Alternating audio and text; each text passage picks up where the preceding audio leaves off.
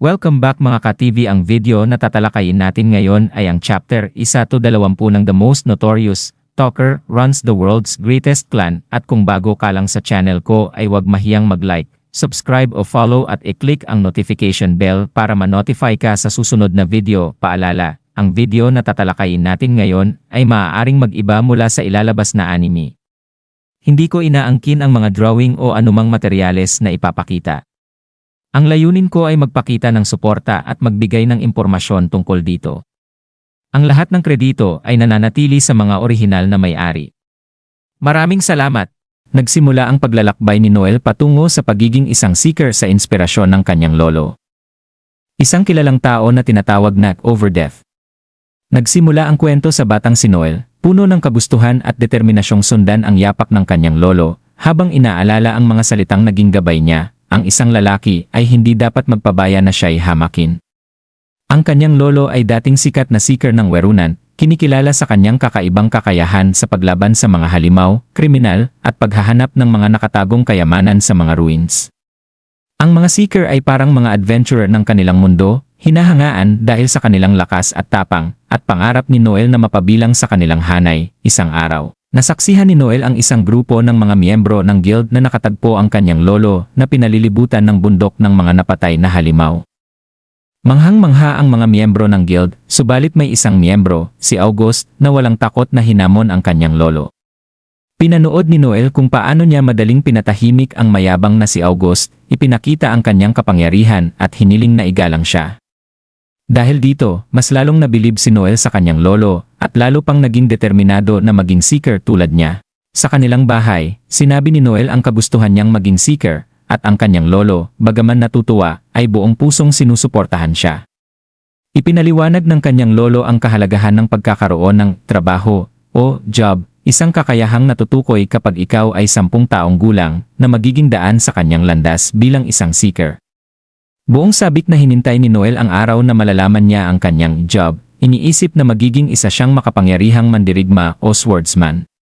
Gayunpaman, nang dumating ang araw, ang kanyang job ay natukoy bilang talker, isang trabaho na maaaring pahusayin ang kakayahan ng iba sa pamamagitan ng salita, ngunit kadalasang tinitingnan bilang mahina. Labis na nalungkot si Noel, pakiramdam niya ay walang silbi siya kumpara sa mga may trabaho na nakatuon sa pakikipaglaban. Ngunit ang kanyang lolo, nakikita ang lungkot sa mga mata ni Noel, ay nagtiwala sa kanya at tiniyak na kahit ang pinakamahinang job ay may potensyal na maging dakilang seeker.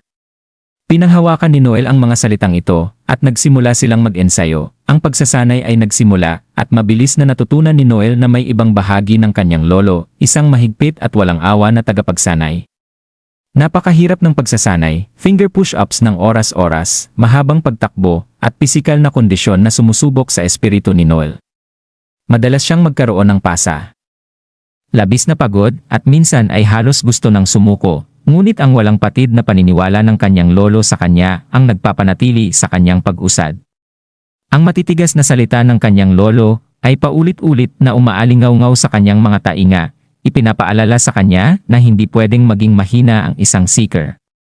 Si Noel lamang ang natitirang pamilya ng kanyang lolo, at hindi niya papayagang hamakin ang kanyang apo.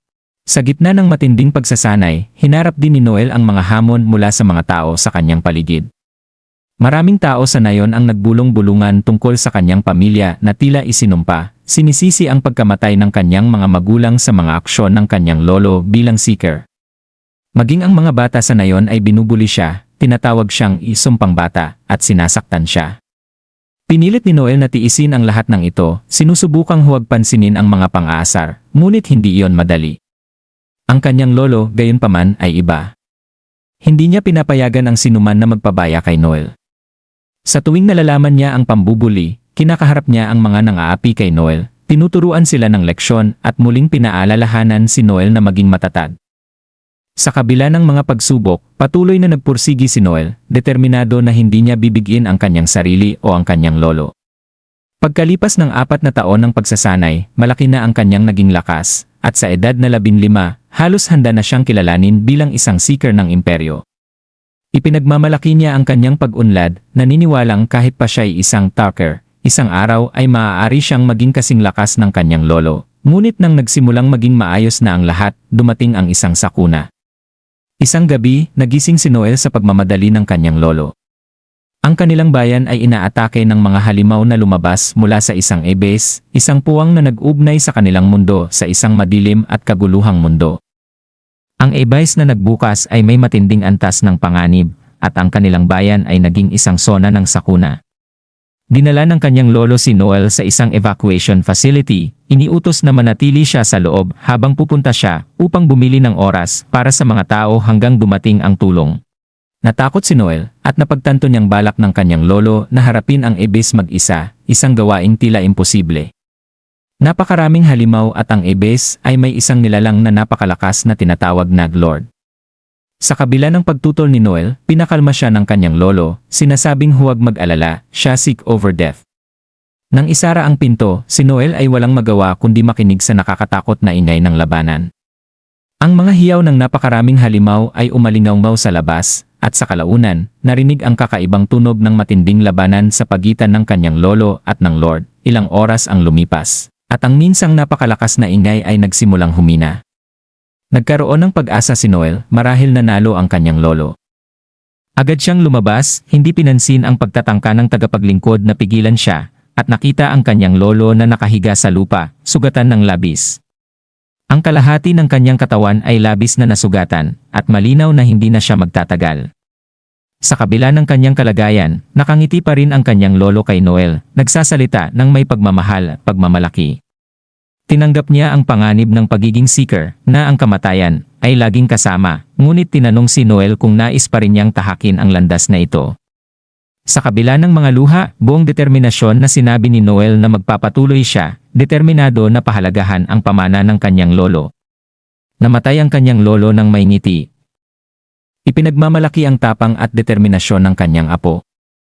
Pagkalipas ng 2 taon, naging mas malakas si Noel, pinangungunahan ang isang grupo ng mga seeker sa kabila ng kanyang mahinang trabaho. Sa labanan, ipinakita niya ang kanyang mahusay na estratehiya at pamumuno, gamit ang kanyang mga kakayahan upang palakasin ang kanyang mga kasama at epektibong isabay ang kanilang mga atake.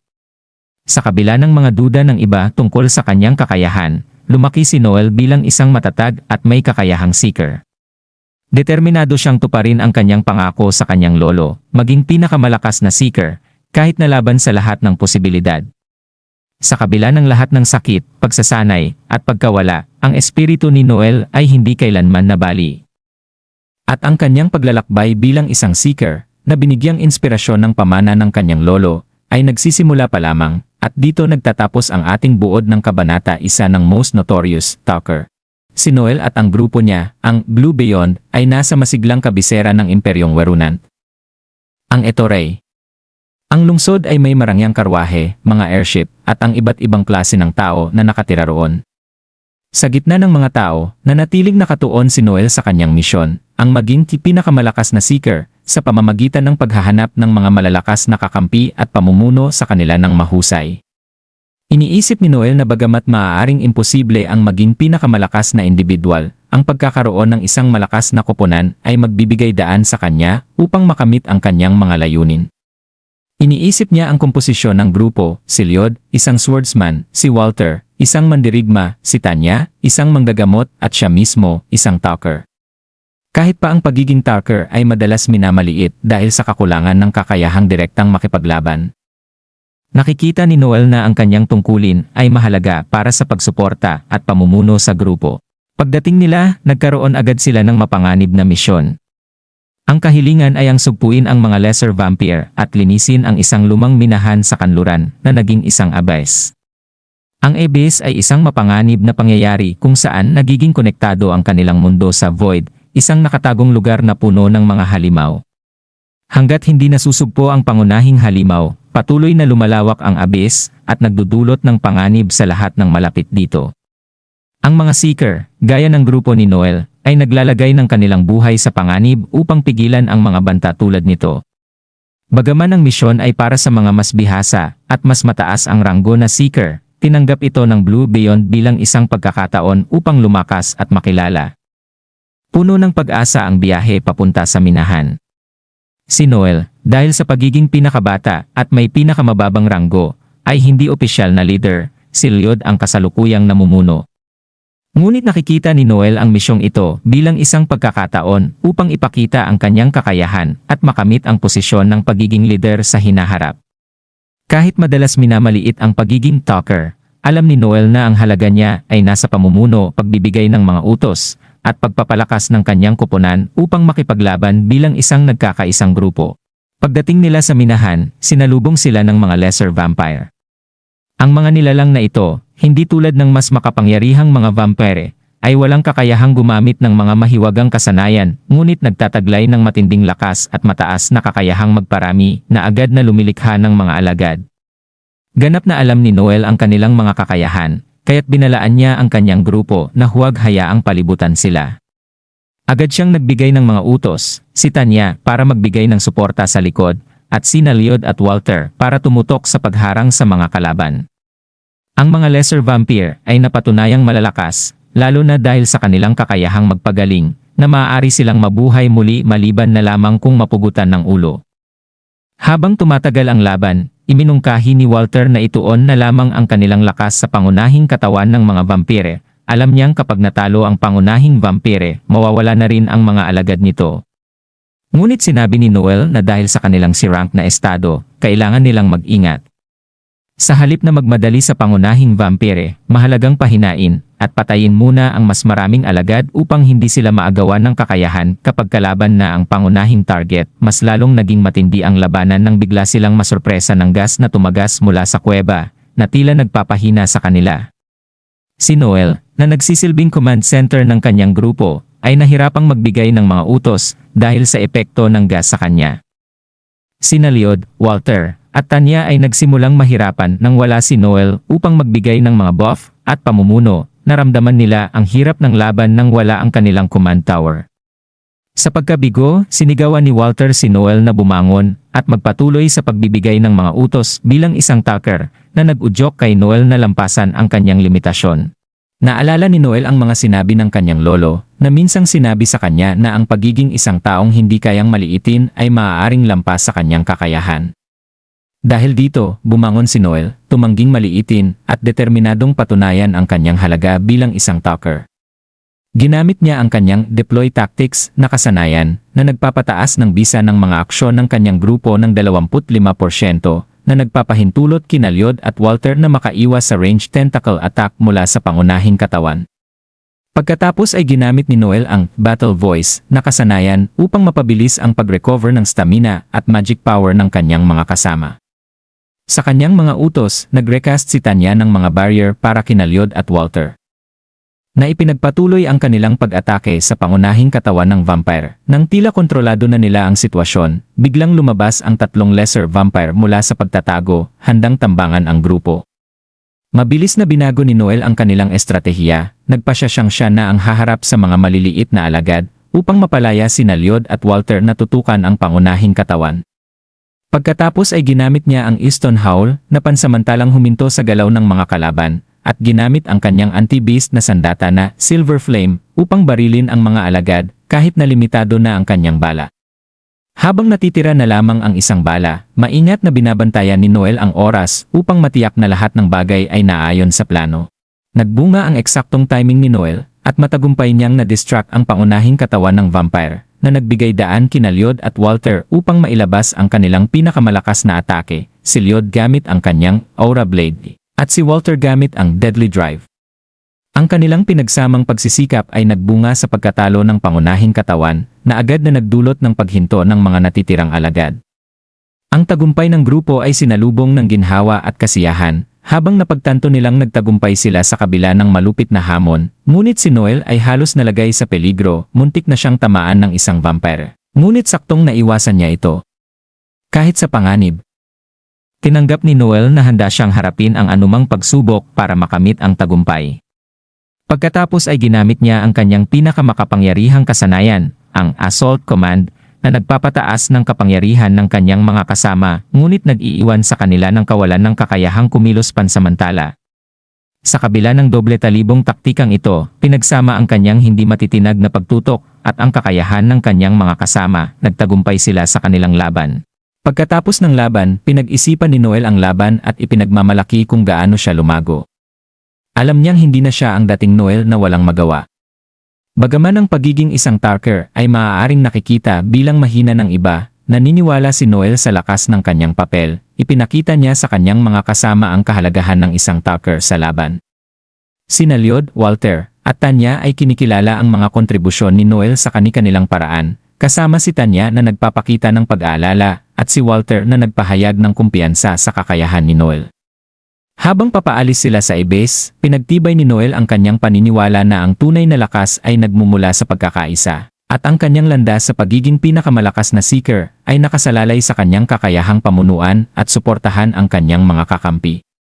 Sa kanyang mga kasanayan sa taktika, at hindi natitinag na determinasyon, handa si Noel na harapin ang anumang hamon, pinatutunayan sa lahat na ganito lumaban ang isang Tucker, at dito nagtatapos ang ating buod ng Kabanata 2 ng Most Notorious Tucker. Si Noel, isang batang seeker na determinado na maging pinakamalakas, ay nangako sa kanyang yumaong lolo na marating ang hindi pa nararating na mga tagumpay.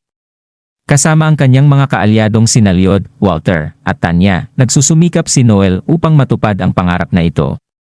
Kamakailan lamang, matagumpay nilang natalo ang isang lesser vampire, at nagtipon ang grupo upang ipagdiwang ang kanilang tagumpay.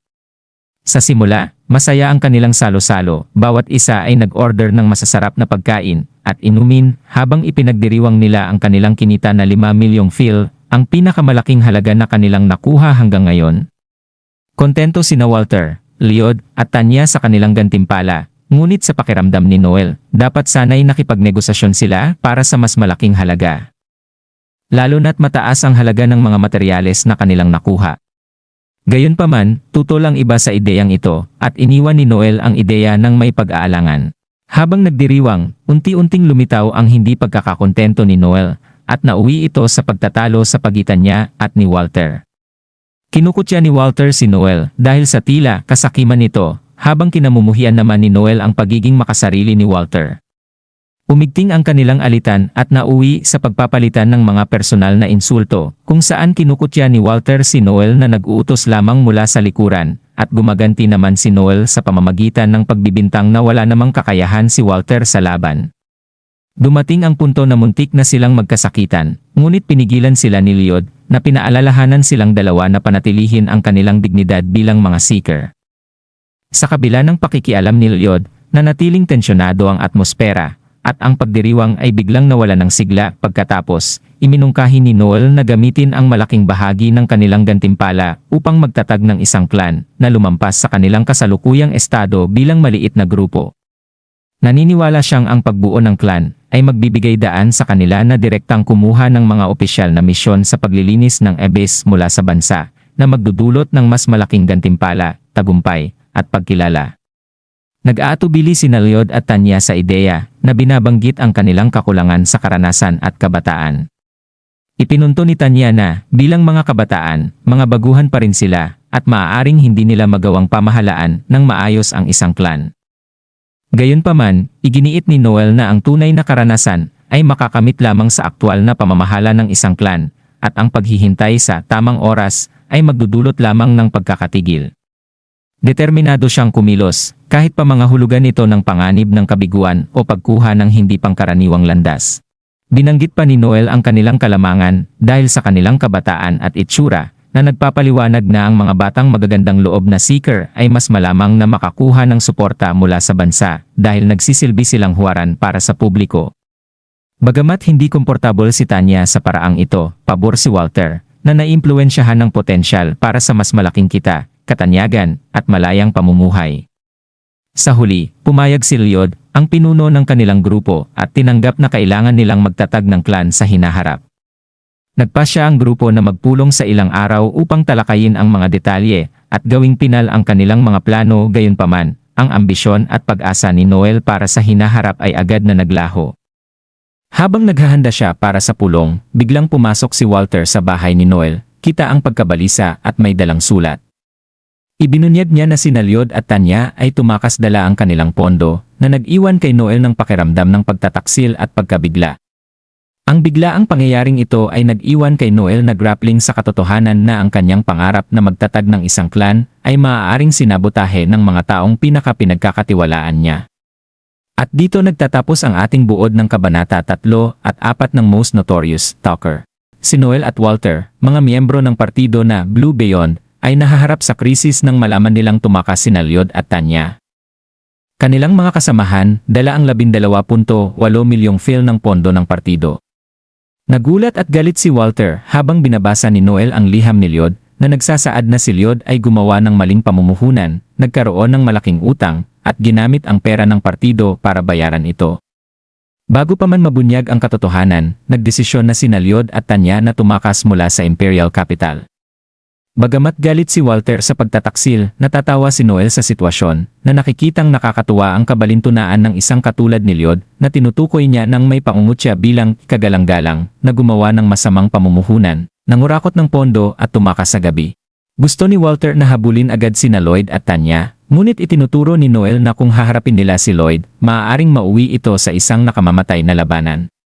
Si Lloyd ay desperado, at ang pakikipaglaban sa kanya ay delikado, lalo na't kasama niya si Tanya na isang manggagamot na makakatulong sa kanya. Ipinapaliwanag ni Noel na ang pera ay nawala na, at kahit maabutan nila sina Lloyd at Tanya, maaaring mauwi lamang ito sa walang saysay na pagsisikap.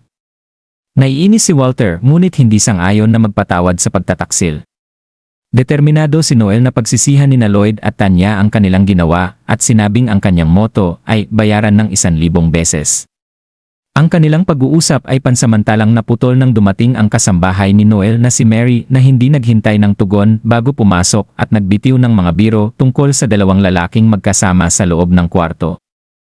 Sa kabila ng pagkakagulo, binalewala lamang ni Noel ang kakaibang komento ni Mary, at sila ni Walter ay nagtungo sa bar. Sa bar, naguguluhan si Walter kung bakit sila naroon sa halip na habulin agad sina Lloyd at Tanya. Ipinaliwanag ni Noel na habang si Walter ay mahusay na mandirigma, siya naman bilang estratehista ng partido ang dapat manguna sa sitwasyon. Pinapalakas ni Noel ang loob ni Walter, pinaalalahanan siya ng mga tamang desisyon na ginawa niya noon.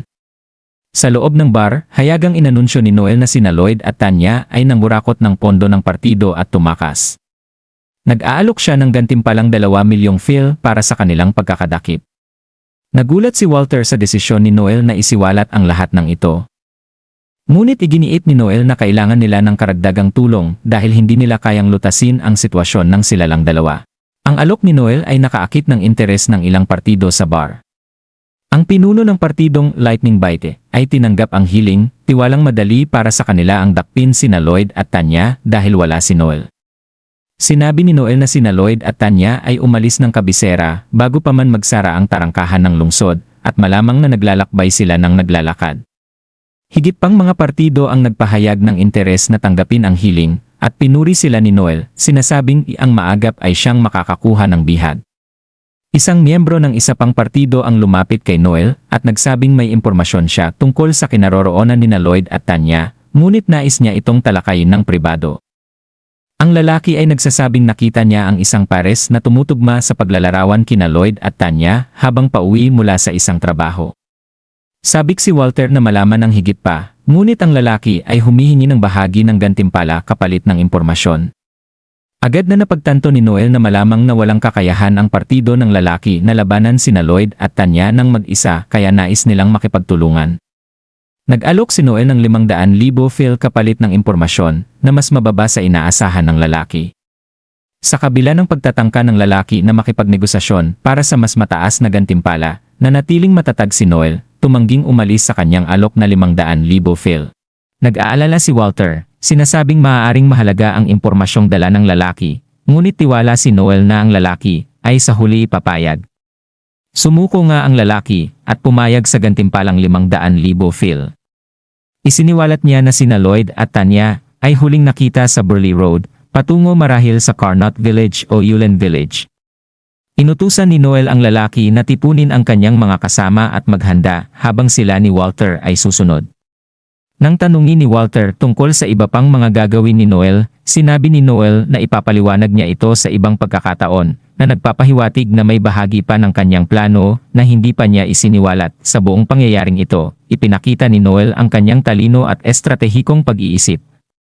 Nakabaligtaran ng diretsahan at emosyonal na pamamaraan ni Walter. Habang gusto ni Walter ng agarang aksyon, dahil sa galit, mas gusto ni Noel na mag-isip muna, magtipon ng mga kaalyado, at lumikha ng plano upang matiyak ang tagumpay. Na ang huli layuning gawin sina Lloyd at Tanya na magbayad ng malaki sa kanilang pagtataksil, at dito nagtatapos ang ating buod ng Kabanata 5 ng Most Notorious Talker. Si Walter at Noel ay umalis mula sa Imperial Capital upang habulin sina Lloyd at Tanya, na nagnakaw ng pondo ng partido at tumakas. Sa tulong ng mga impormante na nagbigay ng impormasyon tungkol sa kanilang kinaroroonan, nagsimula sila sa kabila ng posibilidad ng labanan. Sinabi ni Noel kay Walter bago sila umalis na magpapatuloy siya kahit hindi pa handa si Walter na labanan ang dati nilang mga kasama. Ipinapakita nito ang determinasyon ni Noel kahit pa umabot ito sa labanan hanggang kamatayan. Pagdating sa Carnot Village, natagpuan nila sina Lloyd at Tanya na nagtatangkang magtago.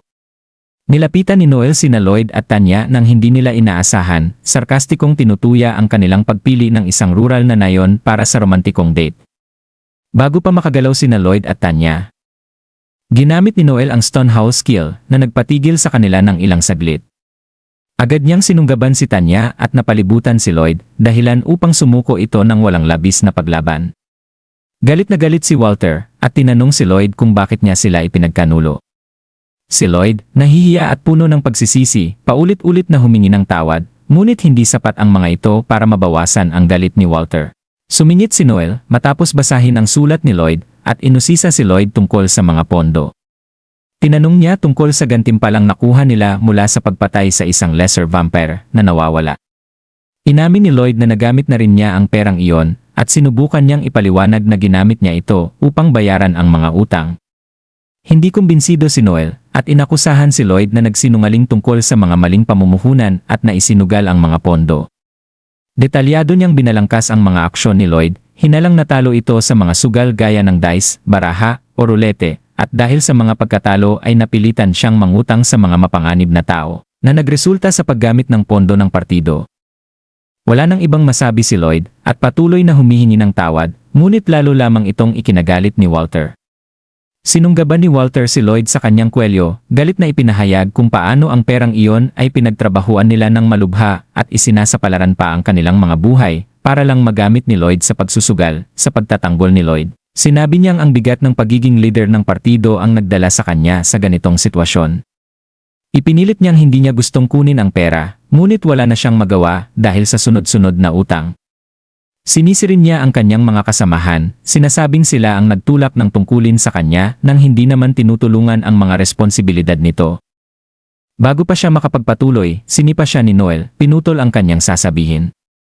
Matindi ang mga salita ni Noel kay Lloyd, ipinaalala sa kanya na siya mismo ang nagboluntaryo na maging leader, at ang dahilan ng pressure ng pagiging leader ay hindi dahilan upang pagtakpan ang kanyang mga aksyon. Patuloy pa ring sinisipa ni Noel si Lloyd, tinatawag siyang walang kwenta at basura, habang si Lloyd naman ay nakiusap na huminto, inamin ang kanyang kasalanan at humihingi ng awa. Si Walter, na pinapanood ang mga nangyayari, ay naalala ang naging pag-uusap nila ni Noel bago sila umalis, ang kahandaan ni Noel na labanan sina Lloyd at Tanya kahit umabot pa sa kamatayan, at nagsimulang makaramdam ng pagdududa sa ginagawa ni Noel na sobrang kalupitan. Sumingit si Walter, sinasabing itigil na ni Noel ang ginagawa nito, habang si Tanya ay nagmamakaawa rin para kay Lloyd. Ngunit si Noel ay bumaling kay Tanya at hinamon ito na tumanggap ng parusa sa halip ni Lloyd kung nais niyang patawarin ito. Binigyang diin pa ni Noel na naniniwala siya sa pagkakapantay-pantay ng kasarian at hindi niya palalampasin si Tanya dahil lamang sa babae ito. Si Tanya, naguluhan at hindi inaasahan ang sinabi ni Noel, ay tinanggi na nais niyang palitan si Lloyd. Hindi nagpaawat si Noel at ginamit ang kanyang kasanayan upang pilitin si Tanya na umamin sa kanyang pagkakasala. Nalaman na kasangkot din si Tanya sa pagsusugal gamit ang pondo ng partido, ngunit sinubukan niyang ilipat ang sisi kay Lloyd, sinasabing mananalo sana siya kung hiniram lamang niya ang mas maraming pera mula kay Lloyd. Nang mapagtanto ni Tanya na ginamit ni Noel ang confession skill sa kanya, nagalit siya at tinawag na immoral ang ginawa ni Noel. Dahil ang kontrolin ang isip ng tao ay maaaring magdulot ng kaguluhan sa lipunan at isang mabigat na krimen. Hindi ito pinansin ni Noel at sinabing bilang mga kriminal na nagnakaw ng pondo ng partido.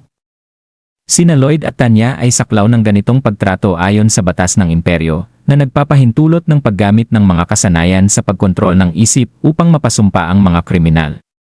Sinabi rin ni Noel na ang parusa para sa kanilang ginawa ay 10 taon ng sapilitang paggawa at malamig na binati ang dalawa sa pagiging opisyal na mga kriminal. Ang mga mersenaryong kinuha ni Noel at Walter upang tumulong sa paghahanap kina Lloyd at Tanya ay lumapit at hinihingi ang ipinangakong gantimpala na 500,000 phil. Sila ay naiinip na at pinipilit si Noel na bayaran na sila, hindi na sila gustong maghintay pa. Sinabi ni Noel na babayaran niya sila, hinihiling na maghintay lamang ng kaunti, ngunit tumanggi ang mga ito at sinubukang agawin ang sandata ni Noel. Mabilis na kumilos si Noel, hinawakan ang kamay ng mersenaryo at sinabing huwag nitong hawakan ang kanyang baril na si Silver Chan. Ang mersenaryo, na namulat na niloko siya ni Noel, ay inakusahan si Noel ng panlilinlang. Ngunit kalmado lang na sinabi ni Noel na handa niyang bayaran sila at huwag siyang maliitin. Binigyan niya ng babala na mas magaling pa ang kanyang kasanayan sa pakikipaglaban kaysa kay Lloyd o Walter. Habang nagiging mas mainit ang tensyon, narinig ni Walter ang tunog ng paparating na karwahe. Si Noel, na tila inaasahan na ito, ay inanunsyo na dumating na ang kanilang hinihintay na pera. Sa pagkabigla ng lahat, isang kilalang negosyante ng alipin na si Fenocchio Bargini ang bumaba mula sa karwahe.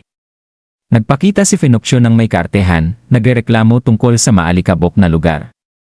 Ang mga mersenaryo, nagulat, ay agad na kinilala siya at nabigla sa kanyang pagdating. Sina Lloyd at Tanya, na napagtanto ang kabigatan ng sitwasyon, ay natakot. Si Tanya, nanginginig, ay nagtanong kung ano ang balak gawin ni Noel sa kanila. Ngayong may kasangkot ng negosyante ng alipin. At dito nagtatapos ang ating buod ng Kabanata 6 ng Most Notorious Talker. Sa eksenang ito, ipinapakita ang matinding pragmatismo at kawalang awa ni Noel sa pamamagitan ng pagbenta niya sa kanyang mga kasamahan na sina Lloyd at Tanya upang mabawi ang perang kanilang ibinulsa. Nagsisimula ang tagpo sa harapan ni Noel kina Lloyd at Tanya, kalmado niyang inihahayag ang kanyang plano na ipagbili sila bilang mga alipin. Nagulat at desperado, tinatanong ni Tanya kung ano ang balak ni Noel, ngunit nananatili siyang walang emosyon, sinasabing matagal na niyang inaasahan ang kanilang sitwasyon sa pera at naiplano na ang pagbebenta sa tulong ng kanyang kakilala, si Fenocchio Bargini. Si Fenocchio ay isang kilalang mangangalakal ng alipin, na kilala bilang Imad Pierrot, isang tao ng matinding dualidad, may pinag-aralan ngunit bastos, masaya ngunit malupit. Siya'y malalim na sangkot sa ilalim ng mundo ng imperyo, at ang kanyang mga koneksyon ay umaabot pa sa pamilyang hari. Dinala ni Noel si Fenocchio sa sitwasyong ito upang gamitin ang pagbebenta ng kanyang mga kasamahan para mabawi ang utang na 8.4 milyon. Si Tanya at Lloyd, takot na takot sa ideya ng pagiging alipin, ay mariing tumutol. Gayunpaman, ipinakita ni Noel ang malupit na katotohanan, maaari silang magpasakop sa pagkaalipin, kung saan maaari silang mapunta sa isang mabait na amo, o harapin ang 10 taong puwersahang paggawa sa mga minahan ng imperyo, kung saan 2% lamang ang tsansang mabuhay. Nabigla at natigilan ang dalawa habang malamig at klinikal na sinusuri ni Fenocchio ang kanilang mga katawan, natutuklasang malusog at matibay sila para ibenta. Tinatantiya ni Fenocchio ang kanilang halaga sa 6 milyon, mas mababa sa inaasahan ni Noel. Nang magulat si Noel sa mababang presyo, ipinaliwanag ni Fenocchio na naglabas ng kautusan ang simbahan na ipagkaloob ang sobrang yaman. Na nagresulta sa pagbaba ng presyo ng merkado ng alipin, agad namang bumalik si Noel sa kanyang pagiging taktiko, mabilis na iniiba ang kanyang plano. Sa halip na tanggapin ang katotohanan ng pagbaba ng presyo, binaliktad niya ang sitwasyon, tinutulak pataas ang halaga ng presyo imbes na pababa. Pinaliwanag ni Noel na sa pagtataas ng presyo sa panahon ng austerity, lalong tataas ang tingin ng mga mamimili sa halaga ng mga alipin, at tataas ang kanilang future resale value. Ang usapan nila ni Fenocchio ay nagiging masigla, itinataas ni Noel ang presyo mula 6 milyon hanggang 15 milyon na ikinainis ni Fenocchio. Sa kabila ng kanyang lumalaking galit, kinikilala ni Fenocchio ang talino ni Noel at sumasang-ayon sa kasunduan. Pinupuri pa siya sa kanyang lakas ng loob. Inaalok pa niya si Noel ng posisyon sa pamilya Luciano Yakuza, na agad namang tinanggihan ni Noel, sinasabing ang kanyang tunay na tawag ay ang pagiging seeker. Matapos maisara ang kasunduan, nagmumuni-muni si Noel sa kanyang tagumpay, kontento na nabawi na niya ang perang nawala at nasiguro ang pondo para sa kanyang mga susunod na hakbang. Samantala, si Tanya, na napagtantong hindi na mababago ang kanyang kapalaran, ay desperadong nakiusap kay Walter, isa pang kasamahan, na iligtas siya.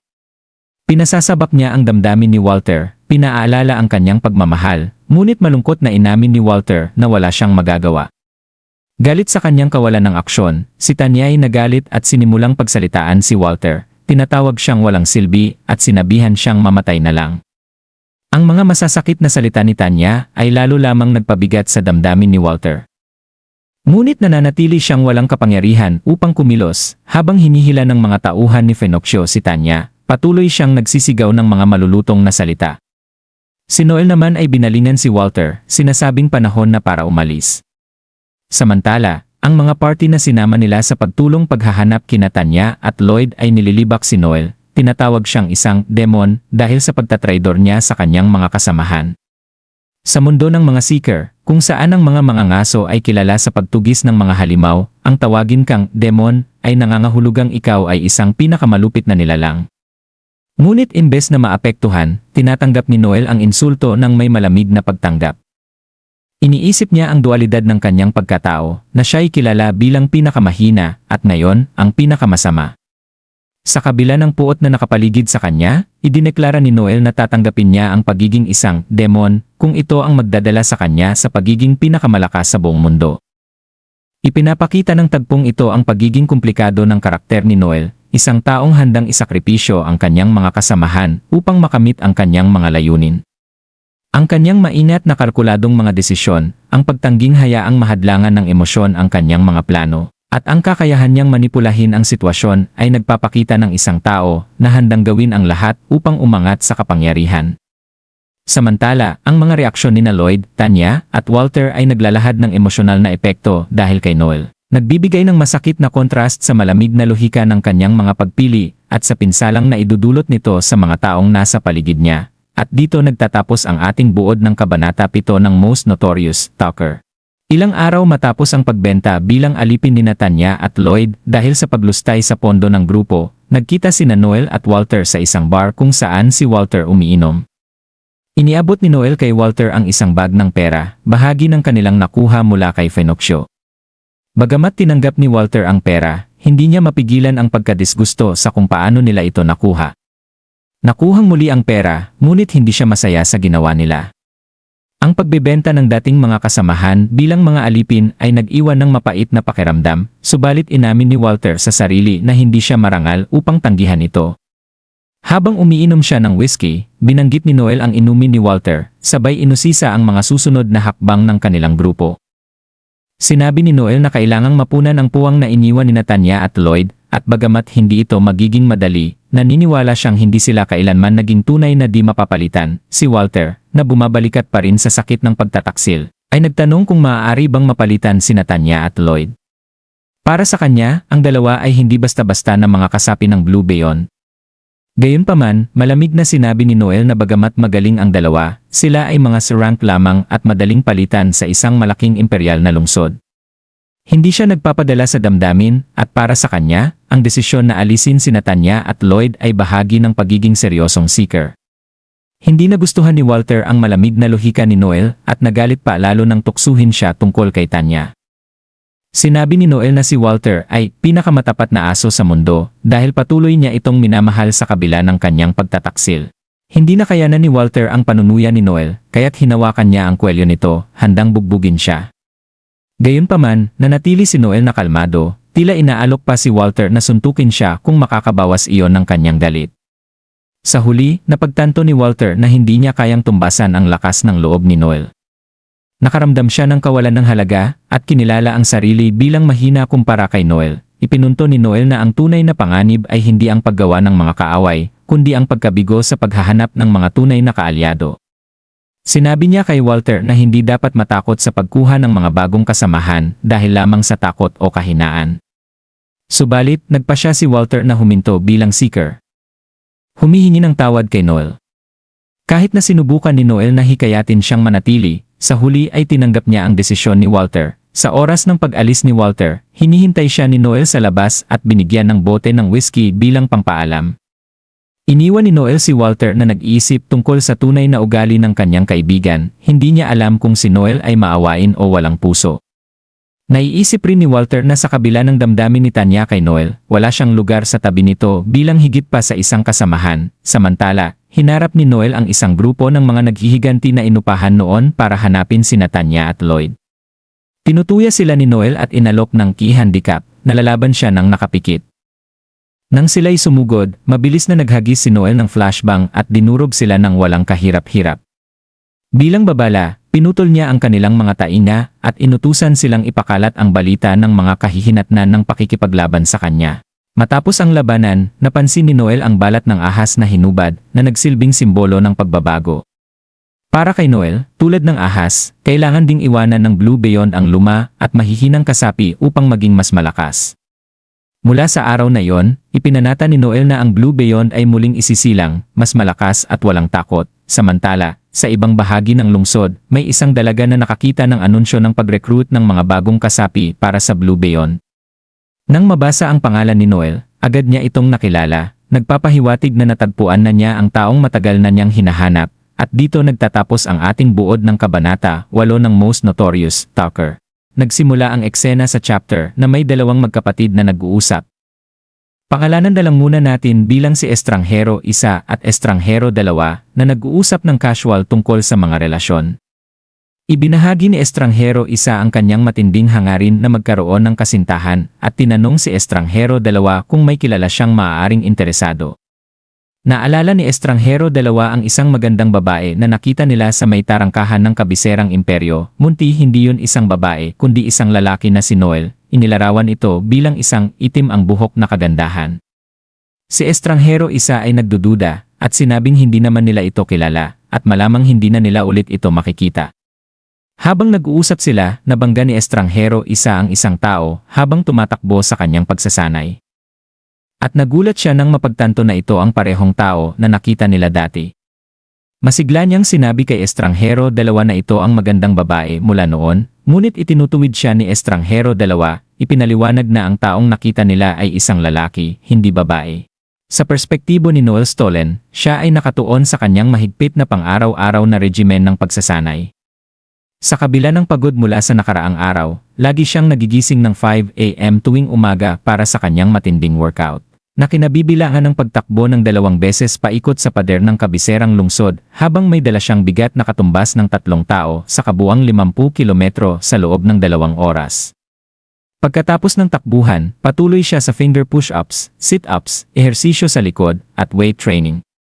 Kahit na ang kanyang kakayahan bilang isang talker ay nagpapalakas sa kanyang mga kasamahan, napagtanto niya na wala itong epekto sa kanyang sarili.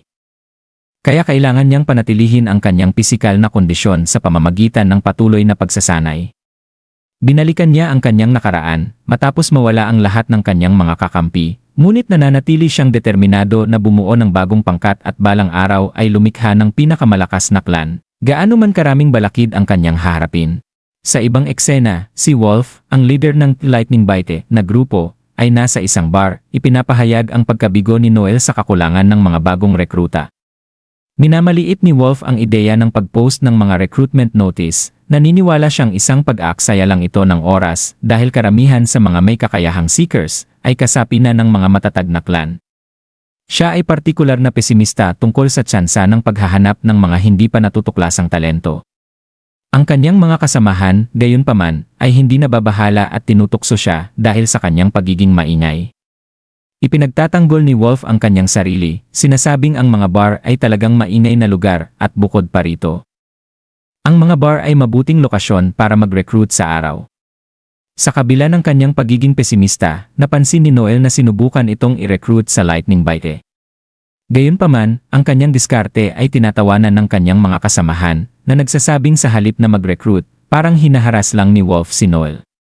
Ipinapayo nila na ang agresibong estilo ni Wolf at kakulangan ng estratehiya ay hindi makakatulong para makahikayat ng mga talentadong individual sa kanilang grupo. Sa una, binaliwala ni Noel ang mga pagtatangka ni Wolf, ngunit si Wolf ay nagpumilit. Sa wakas, nagbago ang isip ni Noel at inalok na sumali sa Lightning Bite sa isang kondisyon na siya ang maging bagong leader ng grupo. Sa pagkagulat ni Wolf, agad na pumayag ang kanyang mga kasamahan, at isang babae pa nga ang nagsabing hindi mahalaga sa kanila kung sino ang leader basta si Noel ay magiging kasapi dahil mas matalino ito kaysa kay Wolf. Tumutol si Wolf, ipinaalala sa kanila na siya ang lumikha ng lightning bite at dahil dito, naniniwala siyang dapat manatili siyang leader. Sa kabila ng kanyang mga reklamo, tila mas interesado ang kanyang grupo sa mga benepisyo ng pagkakaroon ni Noel bilang leader, kinikilala na ang kanyang pamumuno ay maaaring magdala ng tagumpay sa kanilang partido. Sa kalagitnaan ng usapan, nananatiling nakatuon si Noel sa kanyang mas malaking layunin. Sinabi niya sa grupo na kung hindi siya makakalap ng sapat na mga kasamahan, gagamitin niya ang headhunting at ibinunyag ang kanyang plano na i-recruit si Hugo Coppelius, isang makapangyarihang individual na may job bilang isang si puppeteer, na tinuturing pinakamalakas. Ang determinasyon ni Noel na makuha si Hugo ay nagpa-curious sa iba, at isa sa mga babae sa grupo ni Wolf ang nagtatanong ng higit pang impormasyon. Gayunpaman, si Noel ay nanatiling tahimik, tinawag itong isang trade secret, at iniisip na kahit hindi gaanong nakakainis ang babaeng ito kumpara kay Wolf, medyo nakakapagod pa rin siya. Ang kanilang pag-uusap ay biglang naputol ng isang misteryosong babae na nagngangalang Alma ang lumitaw, nagtatanong kung nandoon si Noel Stollen. Kahit na wala sa kanila ang nakadama ng kanyang presensya, tahimik siyang nagpakilala at inalis ang kanyang hood, ipinakita ang kanyang mukha. Ipinaliwanag ni Alma na nakita niya ang recruitment notice na ipinaskil ni Noel sa Central Square at nandoon siya upang mag-apply bilang miyembro ng kanyang grupo. Si Noel, nagulat sa biglaang pagdating ni Alma, ay nakikinig habang formal na ipinahayag ni Alma ang kanyang interes na sumali sa kanyang partido na nagdagdag pa ng intriga sa sitwasyon. At dito nagtatapos ang ating buod ng kabanata 9 ng Most Notorious Talker. Dumating si Alma sa grupo ni Noel matapos makita ang anunsyo ng recruitment sa gitnang plaza. At ipinahayag ang interes na sumali. Si Noel, ang leader ng grupo, ay una nang nagnanais na mga lalaki lang ang i-recruit ngayong pagkakataon dahil sa mga issue sa mga babaeng seeker noon kahit na hindi siya nagbanggit ng kasarian sa anunsyo. Nang makita si Alma ng personal, medyo nagulat si Noel dahil sa komplikasyon na dulot ng sitwasyon, pero nagpasya siyang ipagpatuloy ang proseso dahil naroon na si Alma. Nagpakilala si Alma ng may kumpiyansa, sa kabila ng mga bulungan mula sa iba na nag-aakalang baka masyadong bata pa siya para maging seeker. Laking gulat ng lahat nang sabihin niyang siya ay 21 taong gulang na, mas matanda pa kay Noel, at malayo sa pagiging bata. Nagsimula ang panayam, ngunit mabilis itong naging magulo dahil sa mga walang saysay na tanong mula sa mga miyembro ng grupo ni Wolf. Tinanong ni Wolf kung ano ang paboritong pagkain ni Alma, strawberry, samantalang isang babae ang nag-usisa tungkol sa mga hilig niya, at may isang lalaki naman na nagtanong kung mahusay ba siyang mag-ipon ng pera. Naging personal pa lalo ang mga tanong nang itanong ang mga sukat ng katawan ni Alma, na sinagot naman niya ng walang pag-aalinlangan. Sa kabila ng mga hindi seryosong tanong, nanatiling kalmado si Alma, sinasagot ang bawat isa, kasama na ang kakaibang tanong tungkol sa paborito niyang libro, 100 Techniques to Make Tough Guys into Girls. Nang ibalik ni Noel sa maseryosong tono ang usapan, tinanong niya si Alma tungkol sa trabaho at ranggo nito. Ibinunyag ni Alma na isa siyang si Rank Scout, isang mahalagang papel sa grupo dahil sa kakayahan ng scout sa pagdetect, lalo na sa mga ekspedisyon sa mga ibais. Gayunpaman, inamin ni Alma na wala pa siyang aktwal na karanasan bilang seeker dahil kamakailan lang siya nakarehistro matapos magsanay kasama ang kanyang lolo sa kabundukan. Bagaman nababahala si Noel sa kakulangan ng karanasan ni Alma, nagulat siya nang sabihin ni Alma na hindi siya interesado maging seeker, ang tanging interes niya ay si Noel, na apo ng kilalang Overdef. Ibinunyag ni Alma ang nakakagulat na koneksyon sa lolo ni Noel. Ang kanyang lolo, si Alcor Ludicaray, ay isang kilalang asasin at tagapagtatag ng isang kilabot na organisasyon na tinatawag na sekta ng mga asasin. Kilala si Alcor sa kanyang malupit na pagpatay at nawalan siya ng kanang braso matapos makipaglaban sa lolo ni Noel. Nang mabanggit ang pangalan ni Alcor, nagulat ang buong bar dahil sa takot at kabantogan ng kanyang kasaysayan bilang isang malamig bugtong mamamatay tao na minsang pumatay ng buong grupo sa utos ng Santo Papa. Ang pagsisiwalat na si Alma ang kanyang apo ay nagdala ng tensyon sa buong silid, lalo na kay Logan, isang makapangyarihang seeker, na nagpakita ng pagdududa at galit. Inakusahan si Alma ng kasinungalingan upang makapasok. Si Logan ay labis na nainis, lalo na't may mahigpit na mga patakaran para sa mga seeker pagdating sa kanilang ranggo at katayuan, lalo na sa pagpasok sa bar kung saan tanging mga may karanasan lang ang pinapapasok. Pinatindi ng mga tao sa paligid si Logan, kaya naging lantaran ang kanyang galit at hinamon si Alma sa isang laban upang patunayan ang kanyang sinasabi. Hindi na tinag si Alma at nagmungkahi siyang patunayan ang kanyang lakas. Itinuro niya si Logan, tinawag itong mayabang na unggoy na lalo pang nagpagalit kay Logan. Si Logan, na ipinagmamalaki ang kanyang lakas bilang isa sa pinakamalakas na seeker doon, ay nangakong paparusahan si Alma. Ngunit nanatiling kalmado si Alma, handang ipagtanggol ang sarili. Ang sumunod ay isang maikli ngunit matinding laban. Si Logan, natiwala sa kanyang kakayahan, sumugod kay Alma, ngunit naiwasan ng huli ang bawat atake ng madali. Sa kabila ng reputasyon ni Logan bilang isang magaling na mandirigma, tinapos siya ni Alma sa loob lamang ng ilang segundo sa pamamagitan ng mabilis na sipa sa kanyang leg, dahilan upang mawalan siya ng malay. Nakamasid ang buong bar, pati na ang grupo ni Noel at Wolf, sa isang katahimikan ng pagkabigla.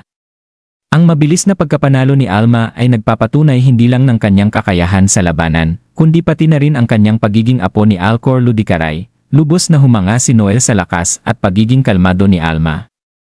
Kaya't nagdesisyon siyang tanggapin ito sa kanyang grupo, na pagtanto na maaaring maging mahalagang kaalyado si Alma.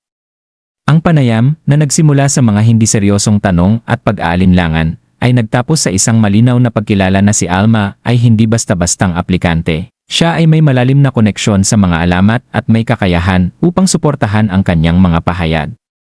Habang umingiti si Noel, tinanggap niya na si Alma, sa kabila ng kanyang kakaibang pinagmulan at kakulangan sa karanasan, ay maaaring maging bagong kaalyado na kailangan ng kanyang grupo. Dito nagtatapos ang ating buod ng Kabanata 1-0 ng Most Notorious Talker. Matapos ang matinding laban nina Alma at Logan sa loob ng bar, biglang sumiklab ang kaguluhan. Lumabas ang may-ari ng bar, galit na galit sa gulong dulot ng kanilang away. Malakas ang kanyang sigaw, "Hoy, huwag kayong magwala sa loob ng barko." Tumama ang takot sa mga customer na nanood lang o nadamay sa laban. Isang customer ang sumigaw, "Naku, tara na. Alis tayo." Isa pang customer na halos magpapanik na sumingit, "Pag nahuli ka ngayon, ikaw ang magbabayad ng lahat ng nasira at pagkain." Nagkagulo ang buong bar habang nag-uunahan ang mga tao palabas para makaiwas sa galit ng may-ari. Sa gitna ng kaguluhan, lumapit ang may-ari ng bar kay Logan na walang malay sa sahig matapos patumbahin ni Alma. Hinablot niya si Logan, sabay sigaw, "Bayaran mo ang mga nasira." Samantala, sinamantala nina Alma at Noel ang kaguluhan para makatakas at tumakbo palayo mula sa bar, ayaw nang makipagtalo pa. Pagkatapos nilang makalayo ng sapat, hindi mapigilan ni Noel na purihin ang ipinakitang galing ni Alma. "Ang galing mong lumaban kanina. Mukhang hindi ka nagsisinungaling na apo ka nga ni Alcor." Tumaas ang kilay ni Alma at tiningnan si Noel. "Hindi mo rin ako pinaniwalaan." Bahagyang ngumiti si Noel, mukhang medyo nahihiya. "Masisisi mo ba ako? Hindi rin naman ako pinaniniwalaan noong sinabi kong apo ako ni Overdeath." Ngunit mukhang hindi naiinis si Alma, bagkus ay parang natutuwa. "Pero pinaniwalaan kita agad." Tumingin si Noel na may pagtataka. "Bakit?" Medyo lumambot ang ekspresyon ni Alma at parang naalala niya ang isang malayong alaala. "Iba ang mga mata mo. Hindi katulad ng sa iba. Mga matang nagsasabi na gagawin mo ang lahat, kahit anong paraan, para manalo. Lagi sinasabi ng lolo ko, huwag mong labanan ang tulad ni Overdeath. Hindi siya gumagamit ng tradisyonal na paraan sa pakikipaglaban. Pinaalala sa akin ng mga mata mo ang mga turong iyon." Nagpatuloy sila sa paglalakad, patuloy na pinalalayo ang kanilang mga sarili sa bar, bago muling binuksan ni Noel ang usapan tungkol sa pag-imbita kay Alma na sumali sa kanyang grupo. "Katulad ng sinabi ko kanina, gusto ko sanang maging kakampi ka, Alma. Pero sabi mo noon, wala kang interes sa pagiging seeker, tama? Sa kabila niyan, wala ka bang problema sa pagsali sa grupo ko ngayon?" Si Alma, na tila walang pakialam, umiling. "Wala naman. Wala na rin naman akong ibang gagawin." Medyo bumuntong hininga si Noel, parang hindi siya kumbinsido sa tugon ni Alma. "Wala ka ng ibang gagawin, ha?" Sineryoso ni Noel ang tono niya. "Aaminin ko, malakas ka, Alma. Pero huwag mong maliitin ang mga panganib ng pagiging seeker. Mabagsik at walang awa ang mga beasts. Ang mga taong iniisip na lakas lang ang kailangan, mamamatay agad sa unang laban nila." Walang bakas ng takot si Alma sa kanyang mukha. "Ang kailangan sa laban ay lakas, hindi tapang. Wala akong motibasyon pero magbibigay ako ng resulta. Huwag kang mag-alala. Tumingin siya sa malayo, medyo kumukunot ang noo. Lakas ang batayan ng tama. Dapat ganon din sa mga seekers. Habang pinagmamasdan ni Noel ang matatag na kumpiyansa ni Alma, hindi niya maiwasang makaramdam ng paghalo ng paghanga at pag-aalala. Kumpiyansa siya pero hindi nagpapanggap. Hindi siya parang nagyayabang, alam niya ang sinasabi niya. Siya talaga ang tunay, pinagsanay mismo ni Alcor.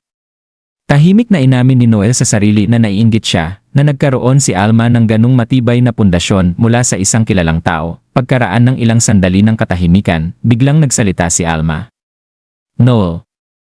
Tumingin si Noel sa kanya, medyo nagulat sa seryosong tono ni Alma. Ano yon? May problema ba?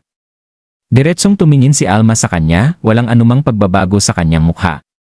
Gutom na ako. Nanlaki ang mga mata ni Noel, at sa loob ng isang iglap ay natawa siya ng malakas. Gutom? Iyan ba ang problema mo? Maya-maya pa, pumunta sila sa isang kainan, at nilibre ni Noel si Alma ng pagkain. Habang kumakain si Alma, kitang-kita ang saya sa mukha nito. Ang sarap nito. Ngayon lang ako nakakain ng ganito kasarap sa buong buhay ko. Tahimik na pinagmamasdan ni Noel si Alma na parang hindi makapaniwala. Ngayon lang. Ibig sabihin, buong buhay niya, nasa bundok lang siya, hindi mapigilan ni Noel ang kanyang kuryosidad, kaya't nagtanong siya. Ngayon mo lang ba talaga napuntahan ang syudad? Parang sanay ka naman dito. Tumango si Alma. Ngayon lang. Pero tinuruan ako ni Lolo kung paano makihalubilo. Tumango naman si Noel bilang sagot, tapos bumaba ang boses niya ng kaunti, parang seryosong nagtatanong. Matagal ko nang gustong itanong. Lahat ba ng training mo sa bundok para maging isang assassin?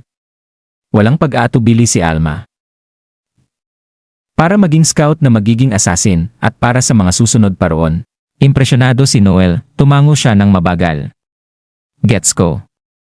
Hindi pa ako nagra-rank up mula C hanggang B rank, pero nakumpleto ko na ang mga kondisyon. Kailangan ko na lang dumaan sa ritual ng appraiser. Sa galing mo, bakit hindi ka sumali sa sect ng mga assassins?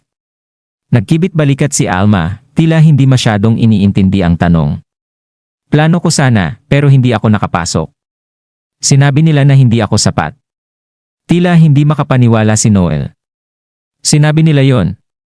Hindi ba dahil sa kakulangan mo sa lakas, di ba? Umiling si Alma. Inamin nila na malakas ako, pero sabi nila may kulang pa rin sa akin. Medyo nagulat si Noel, pero curious din. Ano ang ibig sabihin nun? Bahagyang lumabo ang ekspresyon ni Alma. Pasensya na.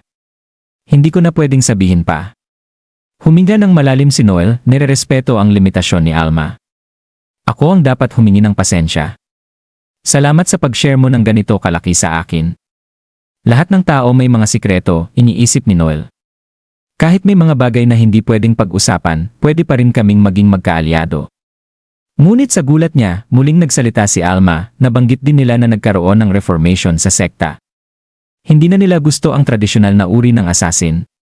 Nanlaki ang mga mata ni Noel. Teka, sabi mo hindi mo pwedeng pag-usapan? Parang napaisip si Alma at nagsimulang kamutin ang kanyang pisngi. Ay na pala. Sinabihan ako na huwag sabihin. Ano ang gagawin ko? Napabuntong hininga si Noel, hinahaplos ang kanyang sentido. Paano ko malalaman? Hindi ako eksperto sa ganyang bagay. Ang batang ito. Sana naman hindi ito magdala ng mga assassin para patahimikin kami, naisip ni Noel, ngunit agad na pinutol ng boses ni Alma ang kanyang mga alalahanin. Noel, huwag kang mag-alala. Tumingin si Noel sa kanya, litong-lito. Ano? Ngumiti si Alma ng buong kumpiyansa. Si ate na ang magpoprotekta sa'yo kapag nasa panganib ka. Kaya magiging okay lang ang lahat. Napasimangot si Noel sa pagkadismaya. Ikaw ang nagdala sa akin sa panganib. At sino nagsabi na ikaw ang ate ko? Pag nagkagulo, ikaw ang gagamitin kong pain tapos tatakbo ako. Napaasim ang mukha ni Alma, nagtatampo. Ang sama mo naman. Nagdesisyon si Noel na baguhin ang usapan.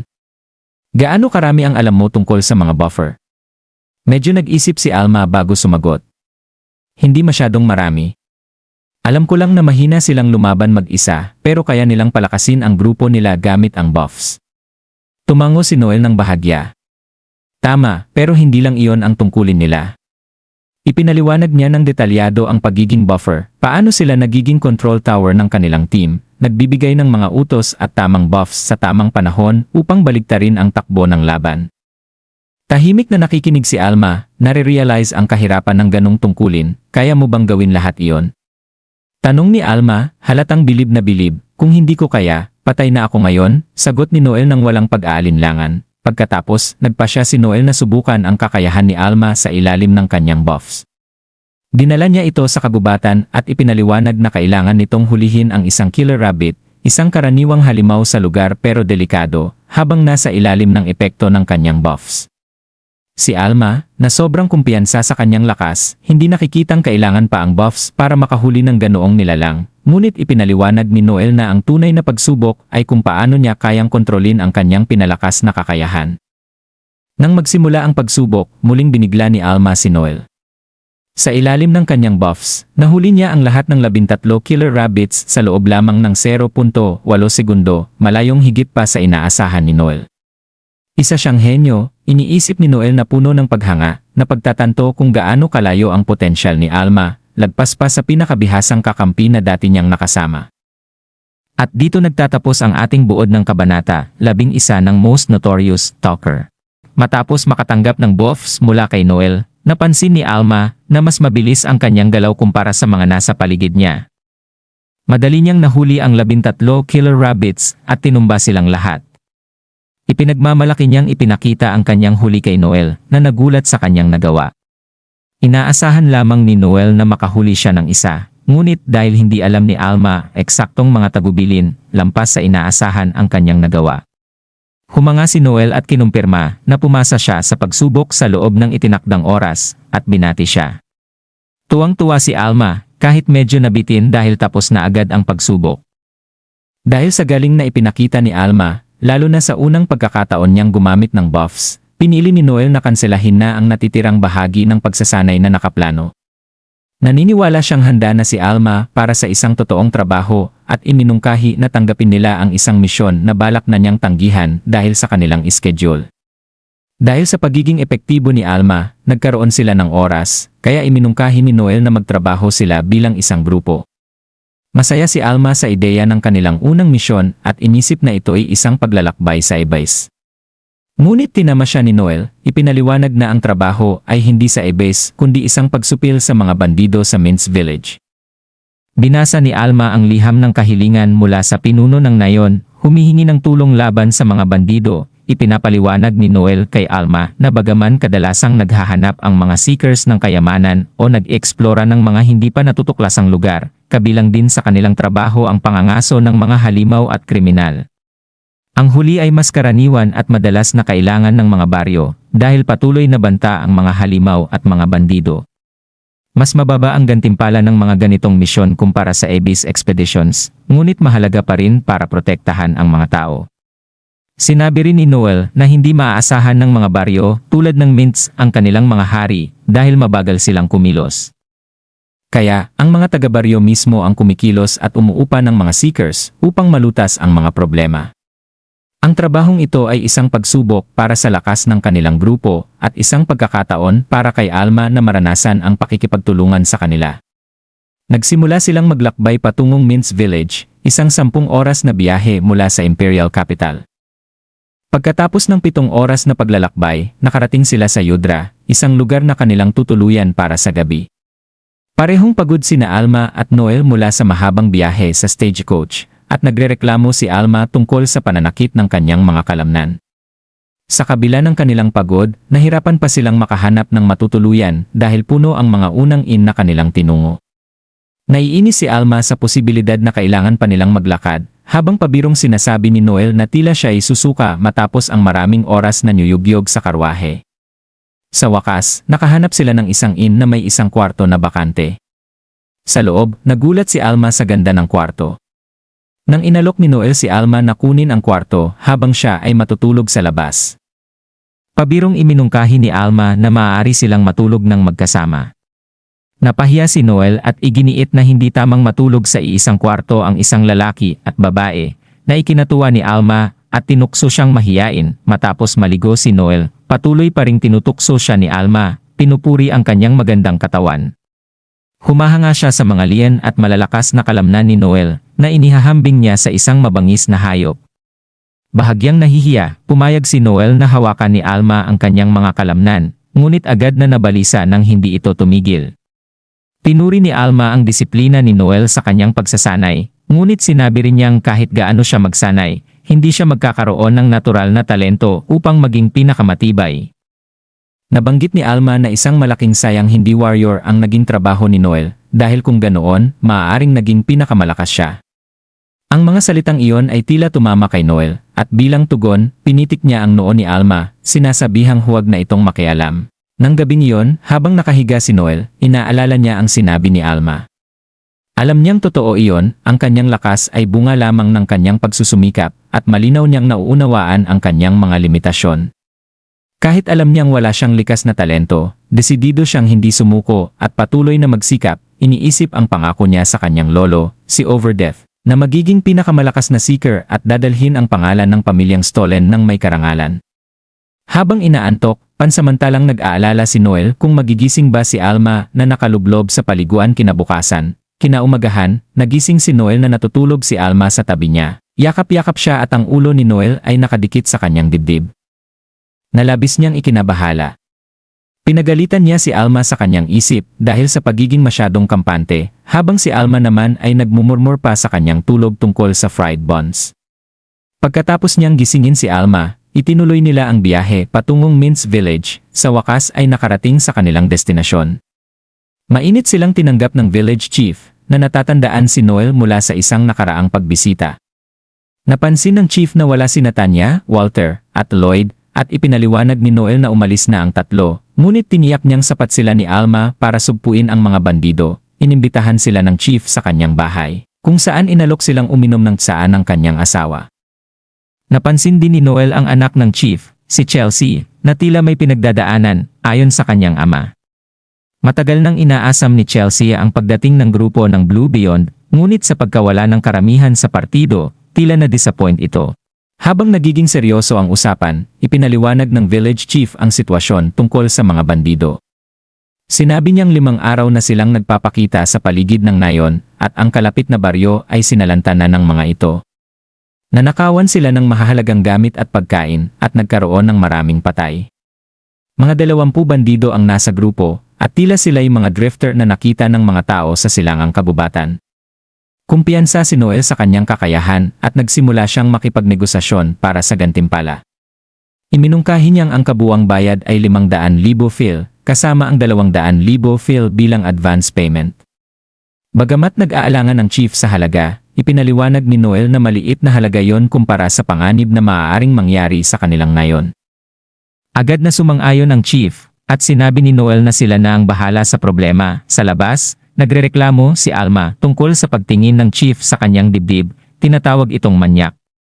Pinabayaan lang iyon ni Noel, ngunit agad silang inantala ni Chelsea, na humihiling ng swerte kay Noel sa kanilang misyon. Nagpasalamat si Noel at ipinapaalala sa kanya ang paraan ng paggawa ng bamboo dragonfly na itinuro niya. Tuwang-tuwa si Chelsea at nangakong magluluto ng masarap na pagkain pagbalik nila. Pabirong tinukso ni Alma si Noel, sinasabing sinusuyo niya si Chelsea, ngunit mabilis na nagpalit ng focus si Noel sa misyon. Tumungo na silang dalawa upang hanapin ang mga bandido, habang pabirong nagpapakumbinsi si Alma na siya'y binansagang useless boobies idiot woman. Samantala, sa kagubatan, walang kamalay-malay ang leader ng mga bandido sa parating na laban, habang pinagpaplanuhan nilang salakayin ang susunod na nayon. Ang eksena ay nakatakda para sa napipintong labanan sa pagitan ng mga seekers at bandido, at nakasalalay ang kapalaran ng Mintz Village sa kanilang tagumpay. At dito nagtatapos ang ating buod ng Kabanata 12 ng Most Notorious Talker. Si Gil, isang miyembro ng grupo ng mga bandido, ay natagpuan ang sarili sa isang delikadong sitwasyon matapos niyang aksidenteng mabasag ang isang bariles ng alak na paborito ng kanilang pinuno. Si Gordo. Agad siyang binalaan ng isa pang bandido na magagalit si Gordo kapag nalaman niya. Ngunit sa halip na tanggapin ang sisi, ipinasa ni Gil ang kasalanan sa kapwa bandido. Hinugot ni Gil ang kanyang espada at hinarap ang kasama, Pinilit itong akuin ang responsibilidad upang maiwasan ang mas malaking gulo. Naging matindi ang tensyon, at kahit na inamin ng kasama ang kasalanan, walang awang pinatay siya ni Gil. Ang kanyang aksyon ay nagsilbing babala sa iba pang mga bandido na nakatingin, huwag magsumbong kung nais nilang mabuhay. Ang nakakatakot na presensya ni Gil ay nag-iwan ng takot sa buong grupo, habang sinisigurado niyang walang makakaalam ng katotohanan. Samantala, si Noel, isang taktikal at kalkuladong leader ng isa pang grupo, ay naghahanda para sa planadong pag-atake mula sa malayo. Ginamit niya ang kanyang kasanayan upang paralisahin ang mga bandido, pinahinto ang kanilang mga galaw. Napansin ni Gordo, ang pinuno ng mga bandido, na tila tumigil sa paggalaw ang kanyang mga tauhan at agad itong nabahala, nagtatanong kung ano ang nangyari. Bago pa man siya makakilos, sinamantala ni Alma, kasamahan ni Noel, ang pagkakataon at inatake si Gordo mula sa likod. Ginamit niya ang kanyang kasanayang quick attack upang mabilis na patumbahin si Gordo, iniwang duguan at hindi makagalaw.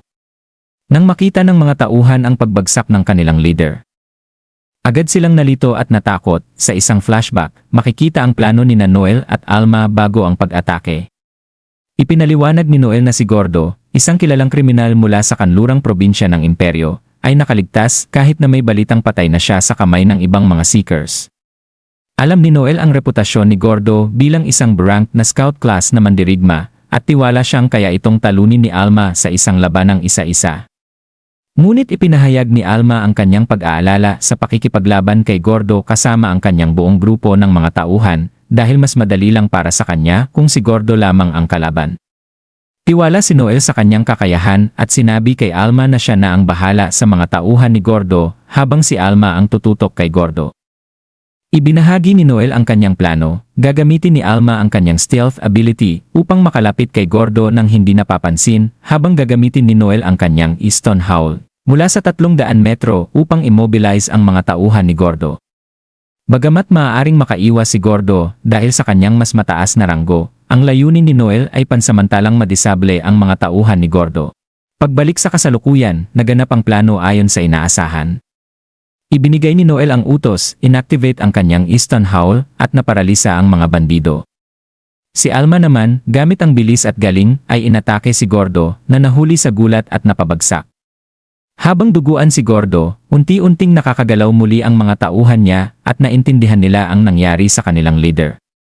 Sa punto de vista ni Noel, ipinaliwanag niya kay Alma ang kanyang karagdagang utos, hindi kinakailangang patayin agad ang natitirang mga bandido, kundi magdulot ng kalituhan upang masira ang kanilang organisasyon. Alam ni Noel na kapag nawalan ng leader ang mga bandido, magiging magulo at mawawalan sila ng direksyon. Ngunit si Alma, hindi lubos na naintindihan ang utos ni Noel, at sinimulang patayin ang mga bandido sa halip na pagkalituhan lang sila. Naging sanhi ito ng pag-aalala kay Noel, iniisip niyang habang magaling sa labanan si Alma, ang kanyang sobrang pagpapatay ay maaaring magresulta sa pagtakas ng ilang bandido na magdudulot ng panganib sa mga inosenteng sibilyan. Dahil dito, mabilis na kumilos si Noel upang ibalik ang kontrol. Naghagis siya ng flashbang upang guluhin ang mga natitirang bandido at nagkoordina kay Alma para sa huling pag-atake. Ngayon, nagkaisa sila at ginamit ni Noel ang kanyang malalakas na area of effect attacks upang harangan ang mga daan ng pagtakas, habang sistematikong inalis ni Alma ang mga natitirang bandido. Mabilis nilang nalinis ang lugar at siniguro ni Noel na walang makakatakas. Inutusan niya si Alma na patayin ang mga bandido na nasa malalayong bahagi, habang siya naman ang tumutok sa mga nasa gitna. Ang mga bandido, takot at desperado, ay nagtakbuhan, at isang bandido ang nagmakaawa na buksan ang mga tarangkahan upang makalabas. Ngunit, wala silang kalaban-laban sa walang awang pag-atake ni Noel at Alma, at walang nakaligtas sa kanilang mga kalaban. Sa gitna ng mga pangyayari, may isa pang balak na nagaganap sa likod ng mga eksena. Ang hepe ng baryo, na may hinanakit laban kina Noel at kanyang grupo, ay nagbabalak ng isang pakana. Naniniwala ang hepe na si Noel at ang kanyang grupo ay mga bagito at madaling lokohin. Ipinlano ng hepe na linlangin sila pagbalik nila sa baryo. Ang asawa ng hepe ay nagpakita ng pag-aalala tungkol sa balak, ngunit matibay ang desisyon ng hepe. Iniisip niya na ang grupo ni Noel ay walang alam sa masalimuot na lasa ng alak, at ipinahihiwatig na may masamang sorpresa ang naghihintay kina Noel at Alma sa kanilang pagbabalik sa baryo. Ang ngiti ng hepe ay nagpapahiwatig ng masamang balak na tila nagplano siya ng isang patibong para sa kanila. At dito nagtatapos ang ating buod ng Kabanata 13 ng Most Notorious Talker na pinamagat ang One-Sided Massacre. Matapos matagumpay na patayin ni Noel at Alma ang mga bandido, bumalik sila sa nayon ng Mintz kung saan sinalubong sila ng pasasalamat ng punong nayon at ng kanyang pamilya. Tinanong ng punong nayon kung maaari bang kunin ng mga taga-nayon ang mga ari-arian ng mga bandido na agad namang sinang-ayunan ni Noel. Sa karaniwan niyang paraan, sinabi niyang malaya silang kunin ang anumang gusto nila. Lubos ang pasasalamat ng punong nayon, ngunit pinaalala ni Noel na hindi pa nila natatanggap ang kabuuang pabuya nila. Ipinunto niya na mahirap para sa mga tulad niyang nagtatrabaho bilang isang seeker na makatulog ng payapa hanggat hindi pa natatapos ang lahat ng bagay, nagpapahiwatig na gusto na niyang makuha ang pabuya bago sila matulog. Agad na umalis ang punong nayon upang kunin ito. Habang wala ang punong nayon, tumakbo papunta kay Noel ang kanyang anak na si Chelsea, puno ng paghanga, at tinanong kung maaari rin ba siyang maging seeker tulad ni Noel. Nahihiya ang kanyang ina at ipinaliwanag na si Chelsea ay nakakuha ng combat type job noong siya'y na-praise, kaya tumindi ang kanyang kagustuhang maging seeker. Naging interesado si Noel at tinanong si Chelsea kung talagang gusto niya ang mapanganib na buhay ng pagiging seeker. Buong tapang na idineklara ni Chelsea na nais niyang maging kasing husay ni Noel. Ipinaliwanag ni Noel na sinumang nasa hustong gulang ay maaaring magparehistro sa Seekers Guild at mula doon, dumaan sa pagsasanay sa paaralan sa Imperial Capital. Gayunpaman, nang magtanong si Chelsea kung magkano ang magagastos, ipinaliwanag ni Noel na bagamat walang bayad ang matrikula, kailangan pa ring sagutin ng mga mag-aaral ang kanilang pang-araw-araw na gastusin na napakataas sa Imperial Capital. Agad na naglaho ang excitement ni Chelsea nang maunawaan ang laki ng kailangang ipon, ngunit nag-alok si Noel ng alternatibong landas. Ipinaliwanag niya na kung talagang gusto ni Chelsea na maging seeker pero hindi kayang tustusan ang pamumuhay sa kapital, maaari siyang magsimula bilang isang supporter. Ang trabahong ito ay tumutulong sa mga seeker sa iba't ibang paraan, gaya ng pagdadala ng gamit o pagbibigay ng direksyon, na magbibigay sa kanya ng karanasan at pagkakataong mapanood ang mga laban ng iba't ibang grupo ng malapitan. Bagamat may kaunting panganib sa trabaho, mas mataas ang tsansa niyang mabuhay dahil hindi siya direktang nakikipaglaban. Muling sumigla si Chelsea sa narinig, tuwang-tuwa at nagpasalamat kay Noel sa mahalagang payo. Naaalala ni Noel ang sinabi ng kanyang lolo tungkol sa pagiging bukas ang isip at pagkolekta ng impormasyon upang magtagumpay bilang seeker. Ipinangako ni Chelsea na susuriin niya ang lahat ng mga posibleng paraan upang makamit ang kanyang pangarap. Bago tumulong si Chelsea sa kanyang ina sa mga pinggan, buong tapang niyang tinanong si Noel kung maaari siyang sumali sa Blue Beyond, ang grupo ni Noel, kapag siya ay naging isang malakas na seeker. Nabigla si Noel sa tanong, ngunit sinagot niya ito ng seryoso, sinasabing kung talagang magiging malakas siya at seeker pa rin siya sa panahong iyon, hindi niya alintana na makipaglaban sa tabi niya. Masayang-masaya si Chelsea at nangako na magiging isang malakas na seeker balang araw. Ilang sandali pa, bumalik ang punong nayon, ngunit imbes na pera, isang bote ng alak ang dala. Ipinaliwanag ng punong nayon na ito ay isang kilalang at mamahaling alak na nagkakahalaga ng 100,000 fil, na binili niya noon may sapat pa siyang pera. Ipinilit niya na dapat matikman ni Noel at Alma ang alak bilang tanda ng pasasalamat sa kanilang tulong. Naging mapaghinala si Noel sa biglang pagpapakita ng kagandahang loob ng punong nayon at iginiit na ang punong nayon mismo ang unang uminom ng alak dahil sa kanyang palagay, bilang host, karapat-dapat na siya ang maunang uminom. Nag-atubili ang punong nayon na nagsabing hindi siya talaga umiinom, na lalo pang nagpalalim ng hinala ni Noel. Itinuro ni Noel ang kabalintunaan ng pagbili ng napakamahal na alak kung hindi naman talaga umiinom ang punong nayon at mabilis niyang napagpasyahan na nilagyan ng lason ang alak. Nang itanggi ng punong nayon ang akusasyon, tahimik na ipinaliwanag ni Noel ang kanyang mga dahilan. Una, sinabi ng punong nayon na may 20 bandido, ngunit 3 beses na mas marami pala ang tunay na bilang. Ang isang taong handang magsinungaling tungkol sa bilang ng mga bandido upang makatipid sa pabuya ay hindi magiging ganito kagalante sa mamahaling alak. Pangalawa, kinilala ni Noel na ang alak ay mura at panis na, nangangahulugang binuksan na ito dati upang lagyan ng lason at muling isinara pagkatapos. Ginawa pang eksena ng punong nayon ang pag-alis ng selyo ng bote sa harap nila, ngunit lalo lang nitong inilantad ang kanyang panlilinlang. Pangatlo, mula pa nang magsimula ang usapan tungkol sa alak. Ramdam na ramdam ni Noel ang kaba at pagnanasa ng punong nayon at ng kanyang asawa na pumatay, na lalo pang nagpapatibay sa kanyang hinala. Sumingit si Alma at ipinaalala sa punong nayon na ang mga scouts na tulad niya ay may resistensya laban sa lason at kaya ring matukoy ang mga ito, kaya't baliwala ang kanyang pagtatangka. Higit pang pinaigting ni Noel ang sitwasyon, hinihinging inumin ng punong nayon ang alak upang patunayan ang kanyang inosensya. Sa kanto, sumabog sa galit ang punong nayon at tumangging inumin ito. Bilang tugon, ginamit ni Noel ang kanyang confession skill na nagpilit ng katotohanan mula sa bibig ng punong nayon. Sa kanyang pagkasindak, inamin ng punong nayon na nilason nga niya ang alak. Balak patayin sila matapos nilang talunin ang mga bandido upang masamsam ang kanilang pera at kagamitan.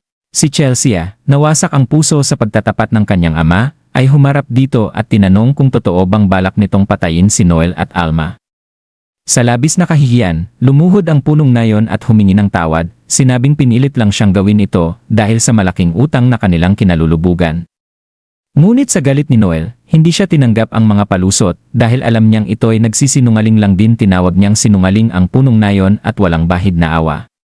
Sa kabila ng kahihiyan, malamig na sinabi ni Noel na sisimulan niya sa kanang mata. Naguguluhan, tinanong ng punong nayon kung ano ang ibig sabihin ni Noel, ngunit bago pa siya makasagot, isang malakas na suntok ang dumapo sa kanyang kanang mata. Ang komprontasyong ito ay nagtulak sa lubos na kahihiyan ng punong nayon at ipinakita ang walang pag-aalinlangan at matibay na prinsipyo ni Noel bilang isang seeker, isang taong walang pasensya para sa mga manlilinlang at traidor. At dito nagtatapos ang ating buod ng Kabanata 14 na ng Most Notorious Talker. Si Noel, galit na galit matapos ang pagtataksil ng pinuno ng nayon, ay sinuntok ito sa mata at nagbanta na siya ay hahampasin pa lalo maliban na lang kung susunod ito. Nakiusap ang pinuno na patawarin siya at inalok ang 300,000 fil bilang kabayaran para mailigtas ang sarili, ngunit galit si Noel sa pagtatangka ng pinuno na lasunin siya at si Alma. Tinanggihan niya ang alok at iginiit na ibigay ng pamilya ang lahat ng kanilang pera. Desperada upang protektahan ang kanyang ama, tumakbo si Chelsea, ang anak ng pinuno, at nagdala ng 820,000 fil. Inalok niya ito kay Noel kapalit ng pagligtas sa kanyang ama. Bagamat mariing tumutol ang kanyang ama, iginiit ni Chelsea na kung hindi nila gagawin ito, maaaring mabulag ang kanyang ama at hindi na sila muling makakakuha ng tulong mula sa mga seekers upang maprotektahan ang kanilang nayon. Sinuri ni Noel ang pera. At pagkatapos tiyakin ang halaga, pumayag siyang tanggapin ito. Binalaan niya ang pinuno na kung muli itong manloloko ng mga seekers, hindi siya mag-aatubili na parusahan ito ng mas mabigat. Matapos makuha ang pera, umalis na sina Noel at Alma, ngunit ang biglang pagsigaw ni Chelsea, na umiiyak at sinabing kinamumuhian niya ang mga seekers, ay nagulat at nakaapekto kay Noel. Paglabas ng nayon, pinag-isipan ni Alma ang mga komplikasyon ng pagiging isang seeker, na pagtanto niyang higit pa ito sa simpleng pangangaso ng mga halimaw para sa pera. Inamin niya kay Noel na ang kanyang unang misyon ay nagmulat sa kanya sa mas malalim na moral na hamon, lalo na kapag may kinalaman sa mga tao na hindi halimaw pero nagdudulot ng panganib. Humingi ng paumanhin si Noel sa pagdaan sa hindi kanais-nais na karanasan, ngunit ipinaliwanag na ang buhay ng isang seeker ay puno ng mahihirap na desisyon. Tinanggap ni Alma ang mga katotohanang ito, ngunit ipinahayag na nagustuhan niyang makipaglaban ng kasama si Noel, imbes na mag-isa. Naging masaya siya na sa kabila ng mga pagsubok. Ang kanilang samahan ay nagbigay ng bagong pananaw sa kanya. Habang naglalakad sila palayo, sinubukan ni Alma na gawing magaan ang usapan sa pamamagitan ng pagtukso kay Noel tungkol sa kanyang seryosong ugali. Inalok niya itong bigyan ng yakap kapag nalulungkot ito. Pinawalang bahala ni Noel ang alok at tinawag siyang useless idiot woman, ngunit halatang naapektuhan siya ng malasakit ni Alma. Patuloy siyang tinutukso ni Alma, sinasabing ang cute na mukha ni Noel ang dahilan kung bakit hindi siya makapagpigil na tratuhin ito na parang nakababatang kapatid. Sa kabila ng kanilang biruan, nararamdaman ang kanilang respeto sa isa't isa at ang kanilang samahan ay mas lalong nagiging malalim habang nag-uusap sila ng masaya. Naging seryoso muli ang usapan nang mapansin nila ang isang lumilipad na airship. Ipinaliwanag ni Noel na ang airship ay pagmamay-ari ng Goat Dinner, isa sa mga kilalang clan na tinatawag na Regalia, mga organisasyong kinilala ng emperador dahil sa kanilang natatanging lakas, talino, at tagumpay. Ibinunyag ni Noel ang kanyang pangarap na itaas ang kanilang grupo, ang Blue Beyond, sa ganitong uri ng karangalan sa loob ng 1 taon. Binibigyang diin niya ang kanyang matinding determinasyon na makamit ito. Naantig si Alma sa pananaw ni Noel, at naalala niya ang isang usapan nila dati ng pinuno ng mga mamamatay tao na nagsabi ng potensyal ni Noel. Sa huli, matapos ang mga pagsubok, masaya si Alma sa kanilang nagawa at ipinahayag ang kanyang kasiyahan sa pakikipaglaban kay Noel.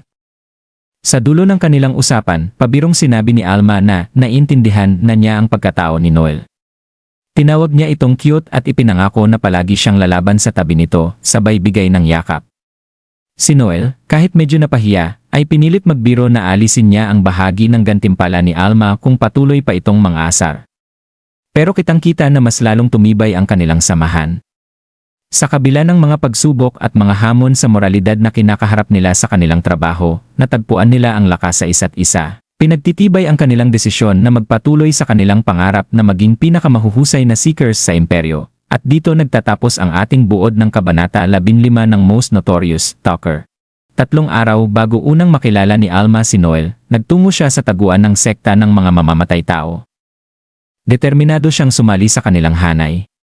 Kilala bilang apo ng maalamat na mamamatay tao na si Alcor, ang pagdating ni Alma ay nagdulot ng kuryosidad at pagdududa. Kinumpirma ng isang miyembro ng sekta ang kanyang hangarin na maging kasapi, ipinaliwanag na upang mapatunayan ang kanyang sarili, kailangan niyang malampasan ang isang pagsubok na magbibigay sa kanya ng biyaya ng kanilang Diyos ng kabilang buhay. Matatag ang loob ni Alma at sumang-ayon, nang humarap si Alma sa tagasuri ng pagsubok, ipinahayag nito ang kawalan ng paniniwala na siya'y apo ni Alcor, minamaliit ang kanyang itsura at kakayahan. Si Alma, sa kabilang banda, ay hindi rin naimpress sa sekta at sa mga miyembro nito. Tinawag ang tagasuri na isang walang kwenta. Ikinagalit ito ng tagasuri, kaya't umatake siya kay Alma ng sunod-sunod na mga pag-atake. Ngunit madali itong naiwasan ni Alma, mabilis at eksaktong gumalaw, kaya't agad niyang napabagsak ang tagasuri. Hindi makapaniwala sa kanyang kakayahan, napagtanto ng tagasuri na si Alma nga ay apo ni Alcor. Ibinunyag ni Alma na ang lahat ng mga teknikong itinuturo sa sekta ay dinisenyo ng kanyang lolo, kaya't walang silbi ito laban sa kanya. Bagaman sumuko na ang tagasuri, naghanda pa rin si Alma na patayin ito, sinasabing hindi pa tapos ang pagsubok hanggat hindi ito namamatay. Nang papatayin na niya ito, biglang dumating si Simon Gregory, ang leader ng sekta, at pinigilan siya nang hindi niya napansin. Ipinakilala ni Simon ang kanyang sarili at tinanong si Alma kung bakit niya gustong patayin ang tagasuri. Ipinaliwanag ni Alma na tinuruan siya ng kanyang lolo na tanging ang malalakas lang ang dapat mabuhay at ang mga natalo sa pagsubok ay dapat ialay sa Diyos ng kabilang buhay. Nilinaw naman ni Simon na sa ilalim ng kanyang pamumuno, tinanggal na nila ang ganitong brutal na mga kaugalian. Pinaalis niya ang tagasuri at sinabi kay Alma na nakapasa siya sa pagsubok batay sa kanyang kakayahan sa labanan. Nagtaka si Alma kung ano pa ang kailangan para makapasok. Muling tinanong siya ni Simon, siya ba ang pumatay kay Alcor? Malamig na inamin ni Alma na siya nga ang pumatay. Inaasahan na ni Simon ito at sinabing nagsinungaling si Alma nang sabihin niyang namatay si Alcor dahil sa katandaan. Walang pakialam na inamin ni Alma na madali lang para sa kanya ang pumatay kay Alcor. Muli siyang tinanong ni Simon kung bakit, ngunit agad na niyang napagtanto na walang saysay ang tanong na yon. Ibinunyag ni Alma na matagal na niyang gustong patayin ang kanyang lolo. Ipinahayag din ni Alma na hindi siya apo ni Alcor, kundi isa sa kanyang mga anak, isa sa maraming anak na isinilang mula sa mga babaeng dinukot ni Alcor mula sa mga kalapit na nayon. Ang layunin ni Alcor ay hindi magkaanak ng tagapagmana, kundi lumikha ng isang tulad niya, bunga ng kanyang pagkatalo sa isang nilalang na kilala bilang Overdeath. Kinilala ni Simon ang nakakakilabot na reputasyon ni Alcor, na bagamat siya na ngayon ang leader at isang ex-rank, hindi niya kayang pantayan ang lakas ni Alcor sa kanyang kabataan. Para kay Simon, si Alcor ay naging kamatayan na mismo sa anyong tao. Sinang-ayunan ito ni Alma, ngunit idiniin na natalo si Alcor sa kamay ni Overdeath, na naging sanhi ng kanyang pagkalugmok sa pag-isip. Ibinunyag naman ni Simon na ilang taon na ang nakaraan, namatay si Overdeath sa isang labanan na nagdulot ng pagkawasak ng bayan kung saan siya naninirahan. Nang marinig ito ni Alma, nakadama siya ng pagkabigo, sapagkat sa pagkamatay ni Overdeath, siya na lang ang natitirang buhay, sa kabila ng kanyang lakas. Sinabi ni Simon kay Alma na hindi siya akma para sa sekta. Nabigo at nalito, nagtaka si Alma kung bakit, lalo na't napatunayan na niya ang kanyang kakayahan. Ipinaliwanag ni Simon na ang sekta ay nasa proseso ng pagbabago, magiging isang organisasyon sa ilalim ng imperyo na higit na nakatuon sa paniniktik kaysa sa mga pagpatay. Ang pagpatay na noon ay layunin ng sekta, ngayon ay magiging isa na lamang na paraan upang makamit ang mas malawak na hangarin.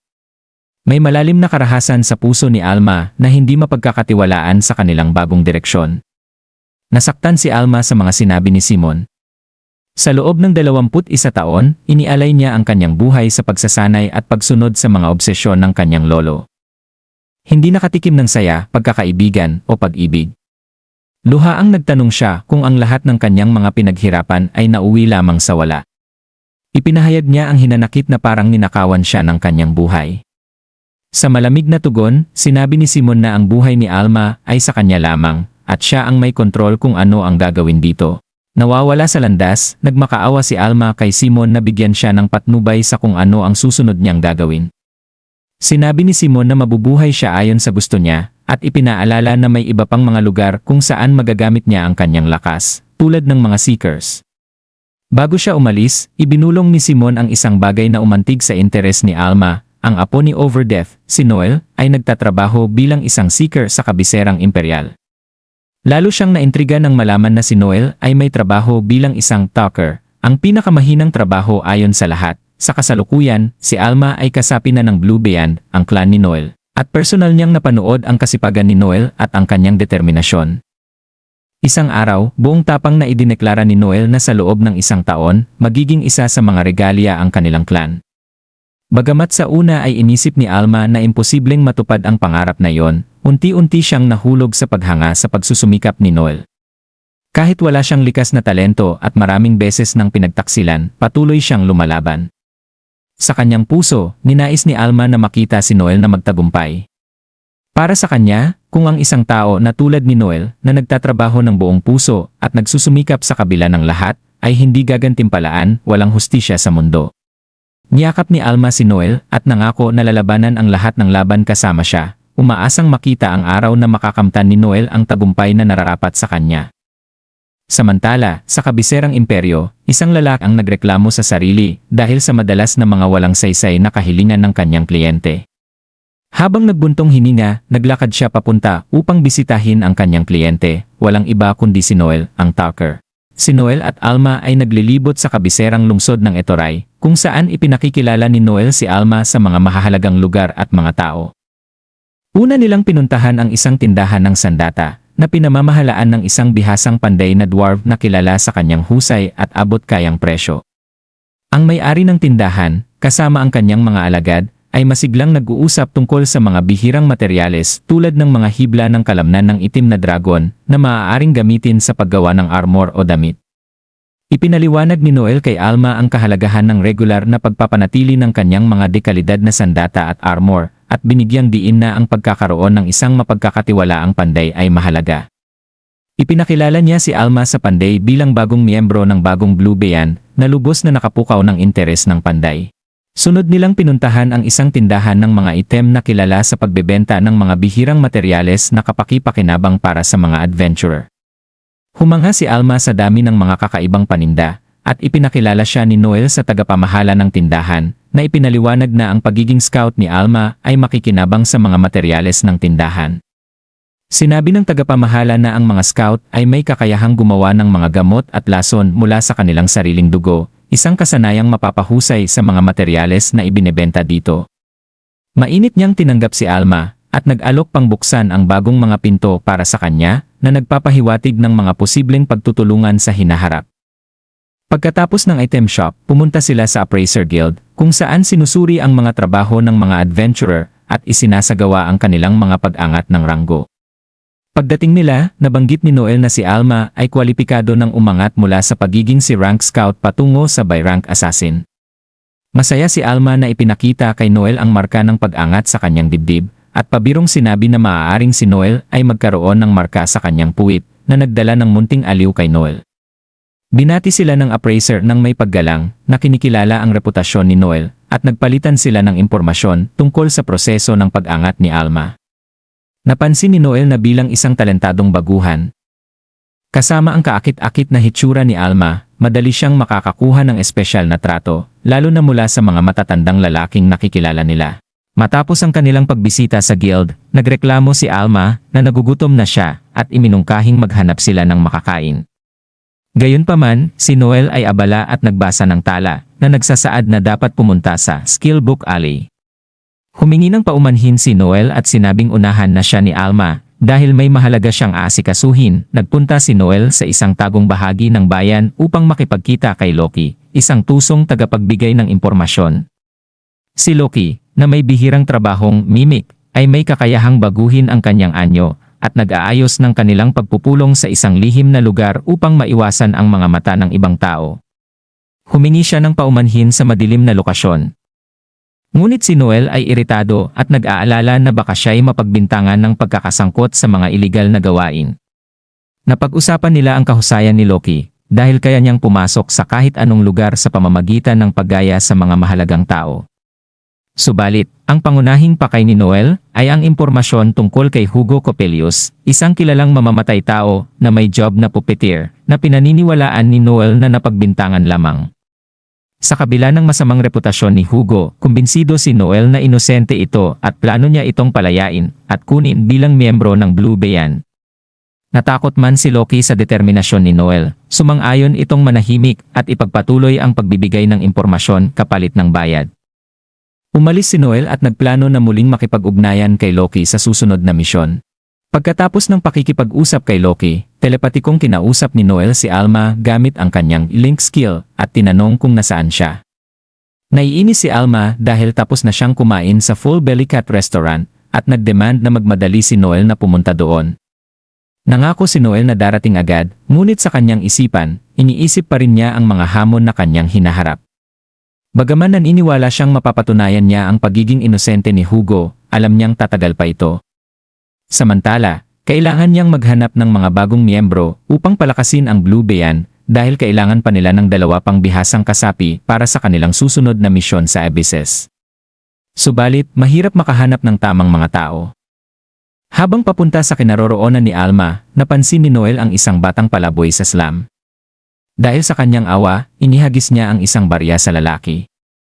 Sa kanyang pagkagulat, tinawag siya ng lalaki na nagsabing "Lady" at ibinalik ang pilak na barya, sinasabing napakahalaga ng baryang iyon para basta na lang ihulog. Payo ng lalaki na iniisip pa ring babae si Noel na mag-ingat siya sa lugar na iyon. Ipinahayag ni Noel na siya ay isang lalaki at aalais na ngunit sinubukan siyang hawakan ng lalaki kaya nasipan niya ito ng malakas.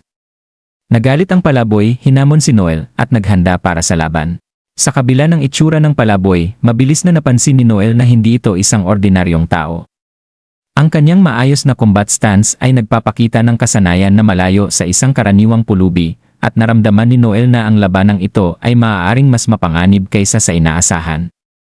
Habang naghahanda ang lalaki para umatake, matatag si Noel, tumatangging mag-sorry at nakahanda na para sa isang seryosong laban. Naisip ni Noel, sino nga ba talaga ang misteryosong palaboy na ito at anong uri ng lihim na lakas ang taglay niya? At dito nagtatapos ang ating buod ng Kabanata 17 ng Most Notorious Talker. Sa kabisera ng imperyo, isang masigla at maunlad na lungsod, hindi lahat ay nakikinabang sa tagumpay nito. Ang slum, na malayo sa yaman ng mga mas nakaririwasang distrito, ay isang lugar ng kawalan ng pag-asa at pagkabulok, puno ng mga naghihikahos, basura at laganap na krimen. Isa itong lugar na hindi pinupuntahan ng mga matinong tao, ngunit narito si Noel, biglang inaatake ng isang payat na espadaador na nagngangalang Koga. Ang bilis at kakayahan ni Koga ay ikinagulat ni Noel habang hinahataw siya ng isang tila simpleng patpat na sandata. Bagamat mukhang ordinaryo ito, alam ni Noel na kapag tumama ang patpat, higit pa sa simpleng sakit ang mararamdaman. Sa kabila ng pagiging nasa slum, agad na napansin ni Noel na si Koga ay hindi basta-bastang palaboy, kundi isang magaling na mandirigma. Marahil isang napariwarang bayarang sundalo. Si Koga, na humanga sa liksi ni Noel, ay tinanong kung isa ba siyang ninja, tumutukoy sa isang malayong uri ng scout mula sa isang isla sa dulong silangan. Bagamat natatawa si Noel, nilinaw niya na hindi siya isang ninja, kundi isang talker. Medyo nagdududa si Koga, ngunit kinikilala ang lakas ni Noel at nagpapasya na magseryoso, idinedeklara na gagamitin niya ang kanyang mga teknik. Biglang nag-iba ang atmosfera, naramdaman ni Noel ang matinding hangarin ni Koga na pumatay, at napagtanto niyang hindi pa ibinibigay ni Koga ang kanyang lahat sa kanilang unang salpukan.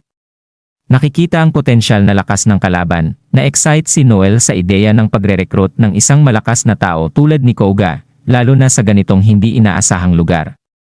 Humingi siya ng paumanhin sa hindi pagsiseryoso sa laban kanina, at nagpasya na ibigay din ang kanyang buong lakas upang matapatan si Koga. Mabilis at matindi ang kanilang labanan, at napagtanto ni Noel na ang lakas ni Koga ay maihahambing kay Alma, isa sa kanyang pinakamalalakas na kasamahan. Sigurado si Noel na si Koga ay magiging mahalagang miyembro ng kanyang grupo, kaya hinamon niya ito, sinasabing ipakita na nito ang lahat ng kanyang abilidad kung ayaw nitong mapatay.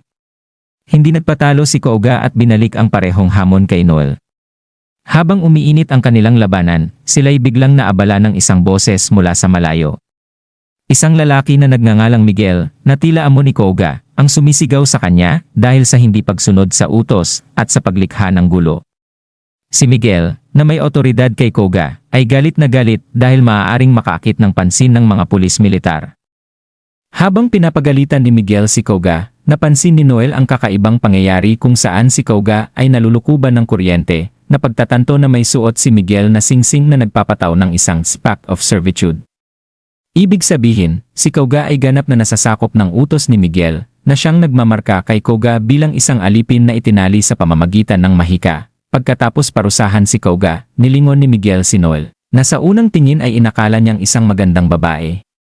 Nagtangka siyang magpaka-gentleman at nag-alok na mag-inuman sila, ngunit ang kanyang mga bastos na komento at pag-ugali ay mabilis na ikinagalit ni Noel, na naglagay ng baril sa baba ni Miguel. Nagulat si Miguel sa biglang pag-akyat ng tensyon. Lalo na nang makita niya ang makapangyarihang sandata ni Noel, isang baril na tinatawag na Silver Flame. Si Noel, hindi na matitiis ang kayabangan ni Miguel, ay iniutos na manahimik ito at magsalita lamang kapag sinasagot ang kanyang mga tanong. Nangangatog, pumayag si Miguel, natatakot sa malamig at delikadong disposisyon ni Noel. Samantala, sa ibang bahagi ng lungsod, si Alma ay nakaupo sa isang restaurant, naiinip sa paghihintay kay Noel. Inis na inireklamo niya kay Licia, isang kapwa-adventurer mula sa grupong Lightning Bite, kung gaano kabagal si Noel. Biniro ni Licia si Alma at sinabing kumain na sila nang wala si Noel, idinagdag pa na tila mabilis lamang si Noel sa umaga. Habang nag-uusap sila, tinanong ni Licia si Alma kung kumusta ang kanyang pagsama sa grupo ni Noel. Buong kumpiyansang sinabi ni Alma na maayos ang lahat, bagamat napansin niyang pinoproblema ni Noel ang paghahanap ng karagdagang mga miyembro para sa kanilang grupo. Sinabi ni Licia na kailangan nga ng mas maraming tao upang makapag-explore ng mga delikadong kuweba o abysses. Ngunit mabilis na iginiit ni Alma na hindi kailangan ni Noel ng iba maliban sa kanya. Nabigla si Licia sa possessiveness ni Alma, na tila nagmumungkahi ng malalim, marahil sobrang pagkakabit kay Noel. Balik sa slum, patuloy ang tensyonadong usapan ni Noel at Miguel. Tinanong ni Noel si Miguel tungkol sa kanyang pinagmulan, napansin ang kakaibang punto ng kanyang pananalita. Ipinaliwanag ni Miguel na siya ay nagmula sa isang lungsod sa timog na tinatawag na Soldi Land, na matatagpuan sa pinakadulong bahagi ng imperyo. Nang tanungin kung bakit siya nasa kabisera, isiniwalat ni Miguel na pinatatakbo niya noon ang isang underground na arena para sa pamilyang D'Alembert, ngunit kinailangang tumakas matapos mahuli sa pangungupit ng pera na nakalaan para sa kanilang boss. Agad na nakilala ni Noel ang pamilyang D'Alembert bilang isang karibal na organisasyon ng Yakuza, na hiwalay sa pamilyang Luciano, na siyang kinabibilangan ng kanyang kaalyadong si Finocchio. Inamin ni Miguel na naghanap siya ng kanlungan sa kabisera, dahil hindi siya magagalaw ng pamilyang D'Alembert sa teritoryo ng Luciano. Habang ipinapaliwanag ni Miguel ang kanyang kwento, binuo ni Noel ang buong larawan. Si Koga, ang malakas na espadaador na nakagapos bilang alipin ni Miguel, ay dating gladiador sa underground arena, kaya ganoon katindi ang kanyang lakas at kasanayan sa pakikipaglaban. Habang lumalalim ang usapan, biglang inamin ni Noel na siya ay lalaki, na ikinagulat ni Miguel na unang inakala siyang babae. Naiinis sa reaksyon ni Miguel, mas madiin pang itinulak ni Noel ang kanyang baril sa baba ni Miguel, binabantaan ito dahil sa kawalang galang.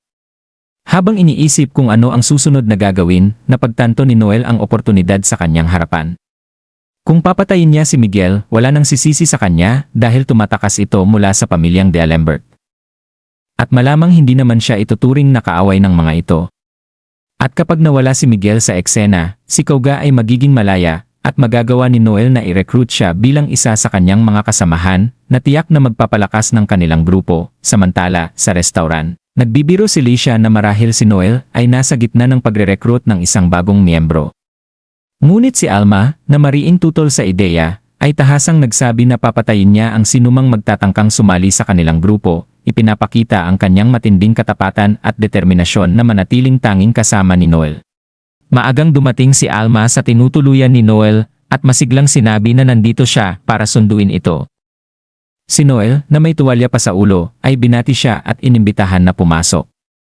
Habang tinitingnan ni Alma ang paligid, napansin niyang maganda ang kwarto ni Noel at sinabing sana doon din siya nakatira. Pinaliwanag ni Noel na puno na ang inn kaya wala siyang magagawa. Tinatanong niya si Alma kung kumusta naman ang kanyang tinutuluyan sa ibang inn, at inamin ni Alma na kahit hindi kasing ganda ng kwarto ni Noel, komportable pa rin ito.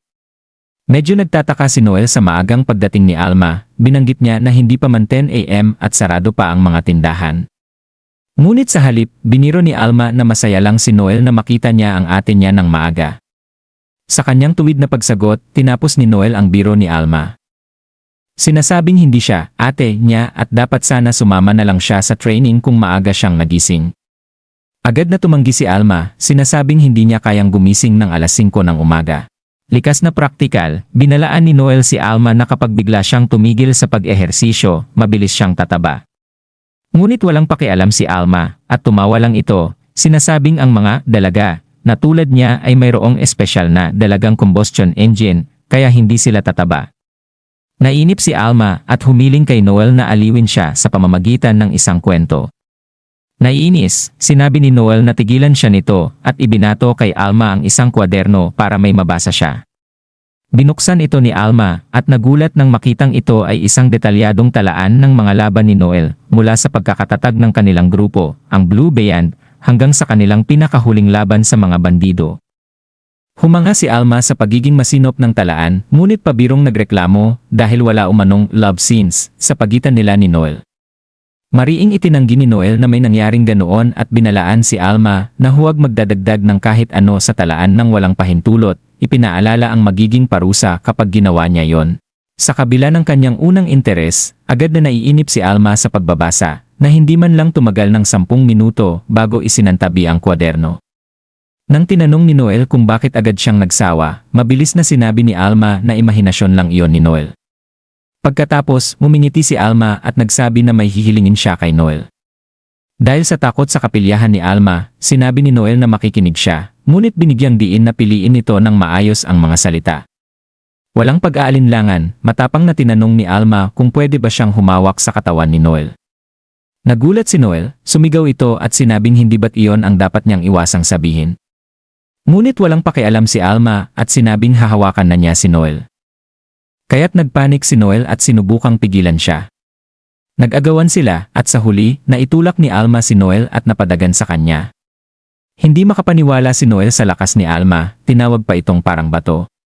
Patuloy sa panunukso si Alma, natutuwa sa nakikitang pagkataranta ni Noel at nagbantang hahalikan siya. Sa takot, pilit na pinipigilan ni Noel, ngunit hindi siya pinapansin ni Alma at patuloy na lumalapit. Bago pa man lumala ang sitwasyon, biglang pumasok ang kasambahay ni Noel na si Mary, gulat na gulat sa eksena. Agad na humingi ng tulong si Noel, pero mas nabigla si Mary sa akalang hahalikan ni Noel ang isang babae. Kahit pa sinasabi ni Noel na si Alma ang nagpupumilit, tumanggi si Mary na tumulong, sinasabing dapat mga lalaki ang hinahalikan ni Noel, dahil ang mga gwapong lalaki ay dapat humahalik sa kapwa-gwapo. Umalis si Mary nang walang ginagawa at tinawag si Noel na traidor. Pagkaalis ni Mary, natawa si Alma at tinanong si Noel kung anong klaseng nilalang si Mary. Sa wakas, nakahanap ng pagkakataon si Noel na makawala at inupakan si Alma, naiinis sa lahat ng kalokohan. Naiinis si Noel at napatanong sa sarili kung bakit ba ang mga babaeng nasa paligid niya ay tila mga kakaiba at hindi normal. Halatang pagod na sa mga kapilyahan ni Alma at sa kakaibang pag-isip ni Mary, at dito nagtatapos ang ating buod ng Kabanata 18 Part 2 ng Most Notorious Stalker. Sa isang masiglang restaurant, hinihintay nina Alma at Licia si Noel. Nasa wakas ay dumating. Masiglang kinawayan ni Licia si Noel, na agad humingi ng paumanhin sa pagka-late niya. Biniro siya ni Alma, sinabing kung hindi dahil kay Licia, ay kakain siya ng mag-isa. Sinamantala naman ni Licia ang pagkakataon at nagpasalamat kay Noel ng maaga sa pagtrato sa kanila, na ikinagulat ni Noel. Nagduda siya kung bakit siya ang magbabayad, pero iginigiit ni Licia na dahil malaki ang kinita ni Noel mula sa pagpatay kay Gordo, kaya't may sapat siyang pera para bayaran ang kanilang tanghalian. Sa kabila ng pag-aalangan, pumayag si Noel, ngunit sinabi niyang ibabawas ito sa parte ni Alma sa kanilang susunod na gantimpala, na ikinabigla ni Alma. Masayang nagpasalamat si Licia kay Alma para sa pagkain. Bago ibinaling ang usapan sa tanong kung bakit natagalan si Noel.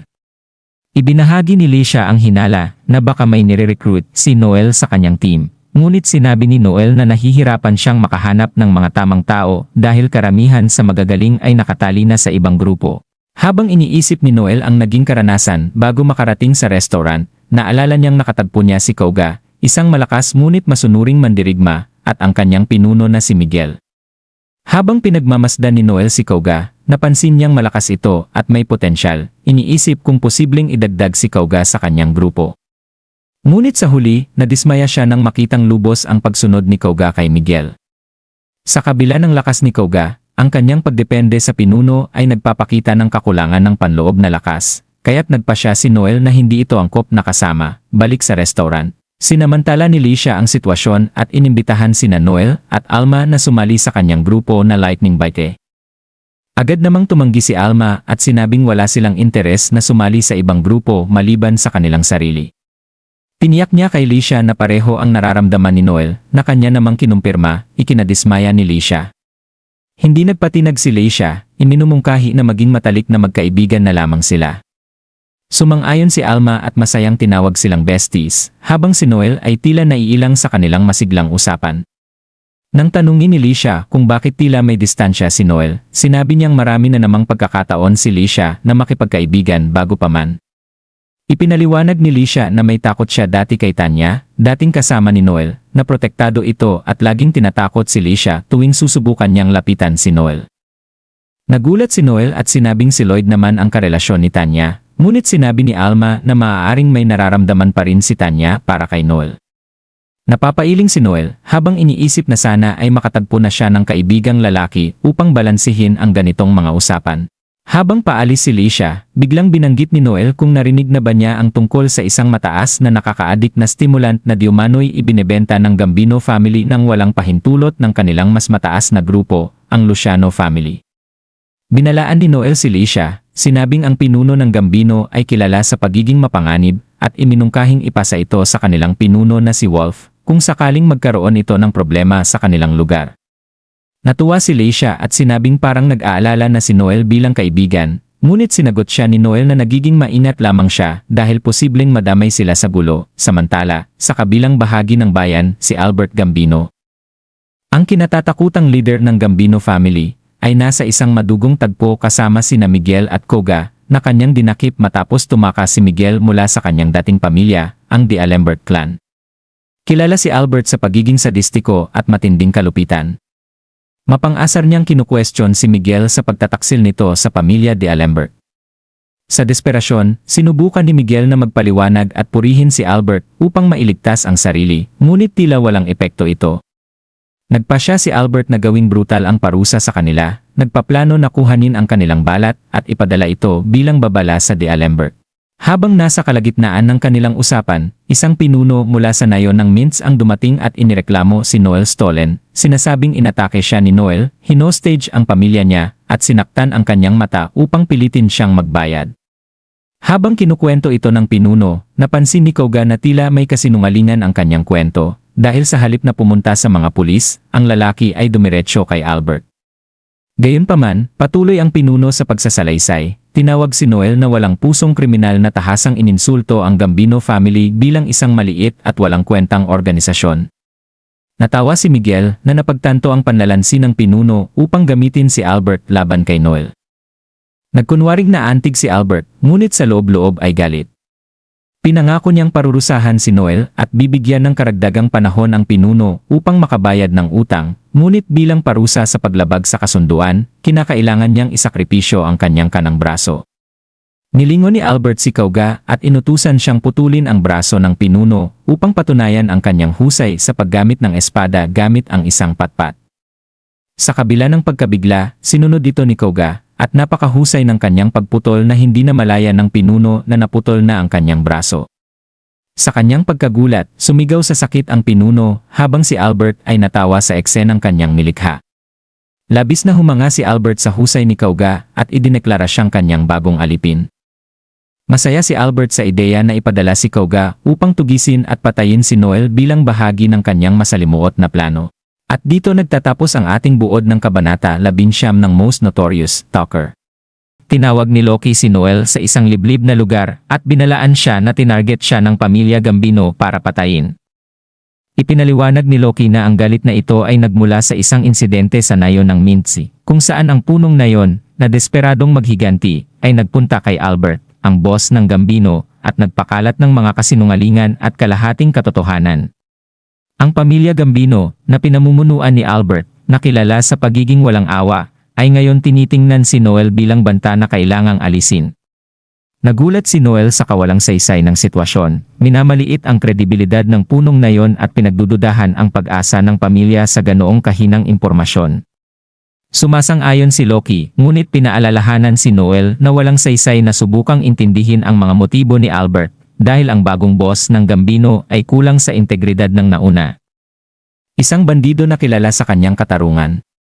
Napaisip si Noel sa malaking pagkakaiba, hinihinalang ang kalupitan ni Albert ay maaaring nagmula sa kanyang pagpapalaki bilang isang anak sa labas na dinala lamang sa pamilya sa kalaunan ng kanyang buhay. Ang kanilang usapan ay napatigil sa tunog ng papalapit na mga yapak, at napagtanto ni Noel na naglakad siya sa isang bitag na itinakda mismo ni Loki. Sa kabila ng pagtataksil ni Loki, ipinapahayag niyang may pagsisisi siya, ipinaliwanag na siya ay kumilos dahil sa banta, binayaran siya ng malaking halaga ni Albert para ilabas si Noel. Napapaisip si Loki sa pagitan ng kanyang katapatan kay Noel at sa sarili niyang kaligtasan. Inamin niyang balak niyang iwan ang imperial na kapital para magsimulang muli gamit ang kanyang natanggap na bayad. Galit na galit, binatikos siya ni Noel sa paglabag sa mga prinsipyo ng isang tagapagbigay ng impormasyon sa pagbebenta ng isang kliyente, isang bagay na kinikilala ni Loki bilang isang seryosong paglabag sa profesionalismo. Gayunpaman, ikinagulat ni Loki nang hindi siya pinatay ni Noel, sa halip. Binigyan siya ng pagkakataon na maibalik ang kanyang dangal sa pamamagitan ng pagtulong kay Noel na wasakin ang pamilya Gambino. Gulat at natatawa sa katapangan ni Noel, tumawa si Loki at sumang-ayon, pinagtibay ang kanyang pangako na tumulong kay Noel sa takdang panahon, libre bilang kabayaran. Matapos umalis ni Loki, hinarap si Noel ni Kauga, isang asasin na ipinadala ni Albert. Si Kauga, dating isang gladiator at ngayon ay isang atubiling tagapagpatupad, ay kinilala si Noel at binanggit ang kanilang nakaraang pagkikita. Sa kabila ng kanyang utos, nag-atubili si Kauga, nagpapahiwatig ng utang na loob kay Noel dahil sa maliit ngunit mahalagang kilos nito sa nakaraan na may kinalaman sa isang pilak na barya. Inamin ni Kauga na, kahit siya ay alipin ng utos ni Albert, pinahahalagahan niya ang kanyang dangal bilang isang mandirigma at formal siyang nagpakilala bilang si Kauga Tsukishima, isang si-rank na bladesman na may kakayahang manipulahin ang mga hiwa. Hinamon niya si Noel na tandaan ang kanyang pangalan, isang bihirang pagpapahayag ng sarili para sa isang tulad niya sa posisyon ni Kauga. Naintriga si Noel sa ipinakitang dangal ni Kauga kaya nirerespeto niya ito at binigyan ng sariling formal na pagpapakilala. Kinilala niya ang sarili bilang isang talker, ipinaliwanag na ang kanyang natatanging kakayahan ay nagpapahintulot sa kanya na gumamit ng mga kasanayan nang hindi gumagastos ng magic power. Bukod pa rito, isiniwalat niya na taglay niya ang dugo at mga teknik ng kanyang lolo, isang bayani na kilala bilang sa tawa na Overdeath. Ipinangako ni Kauga na hindi niya makakalimutan ang pangalan ni Noel, ngunit iginiit na siya ang magwawagi sa paparating na laban, tinatanggihan ang pahayag ni Noel na maaaring hindi siya mabuhay. Habang tumitindi ang tensyon at matapos ang pagpapakilala, naghanda ang dalawa para sa isang matinding laban, ang bawat isa ay determinado na panindigan ang kanilang dangal at kasanayan sa kabila ng kanilang magkakasalungat na tadhana. At dito nagtatapos ang ating buod ng Kabanata 20 ng Most Notorious Talker.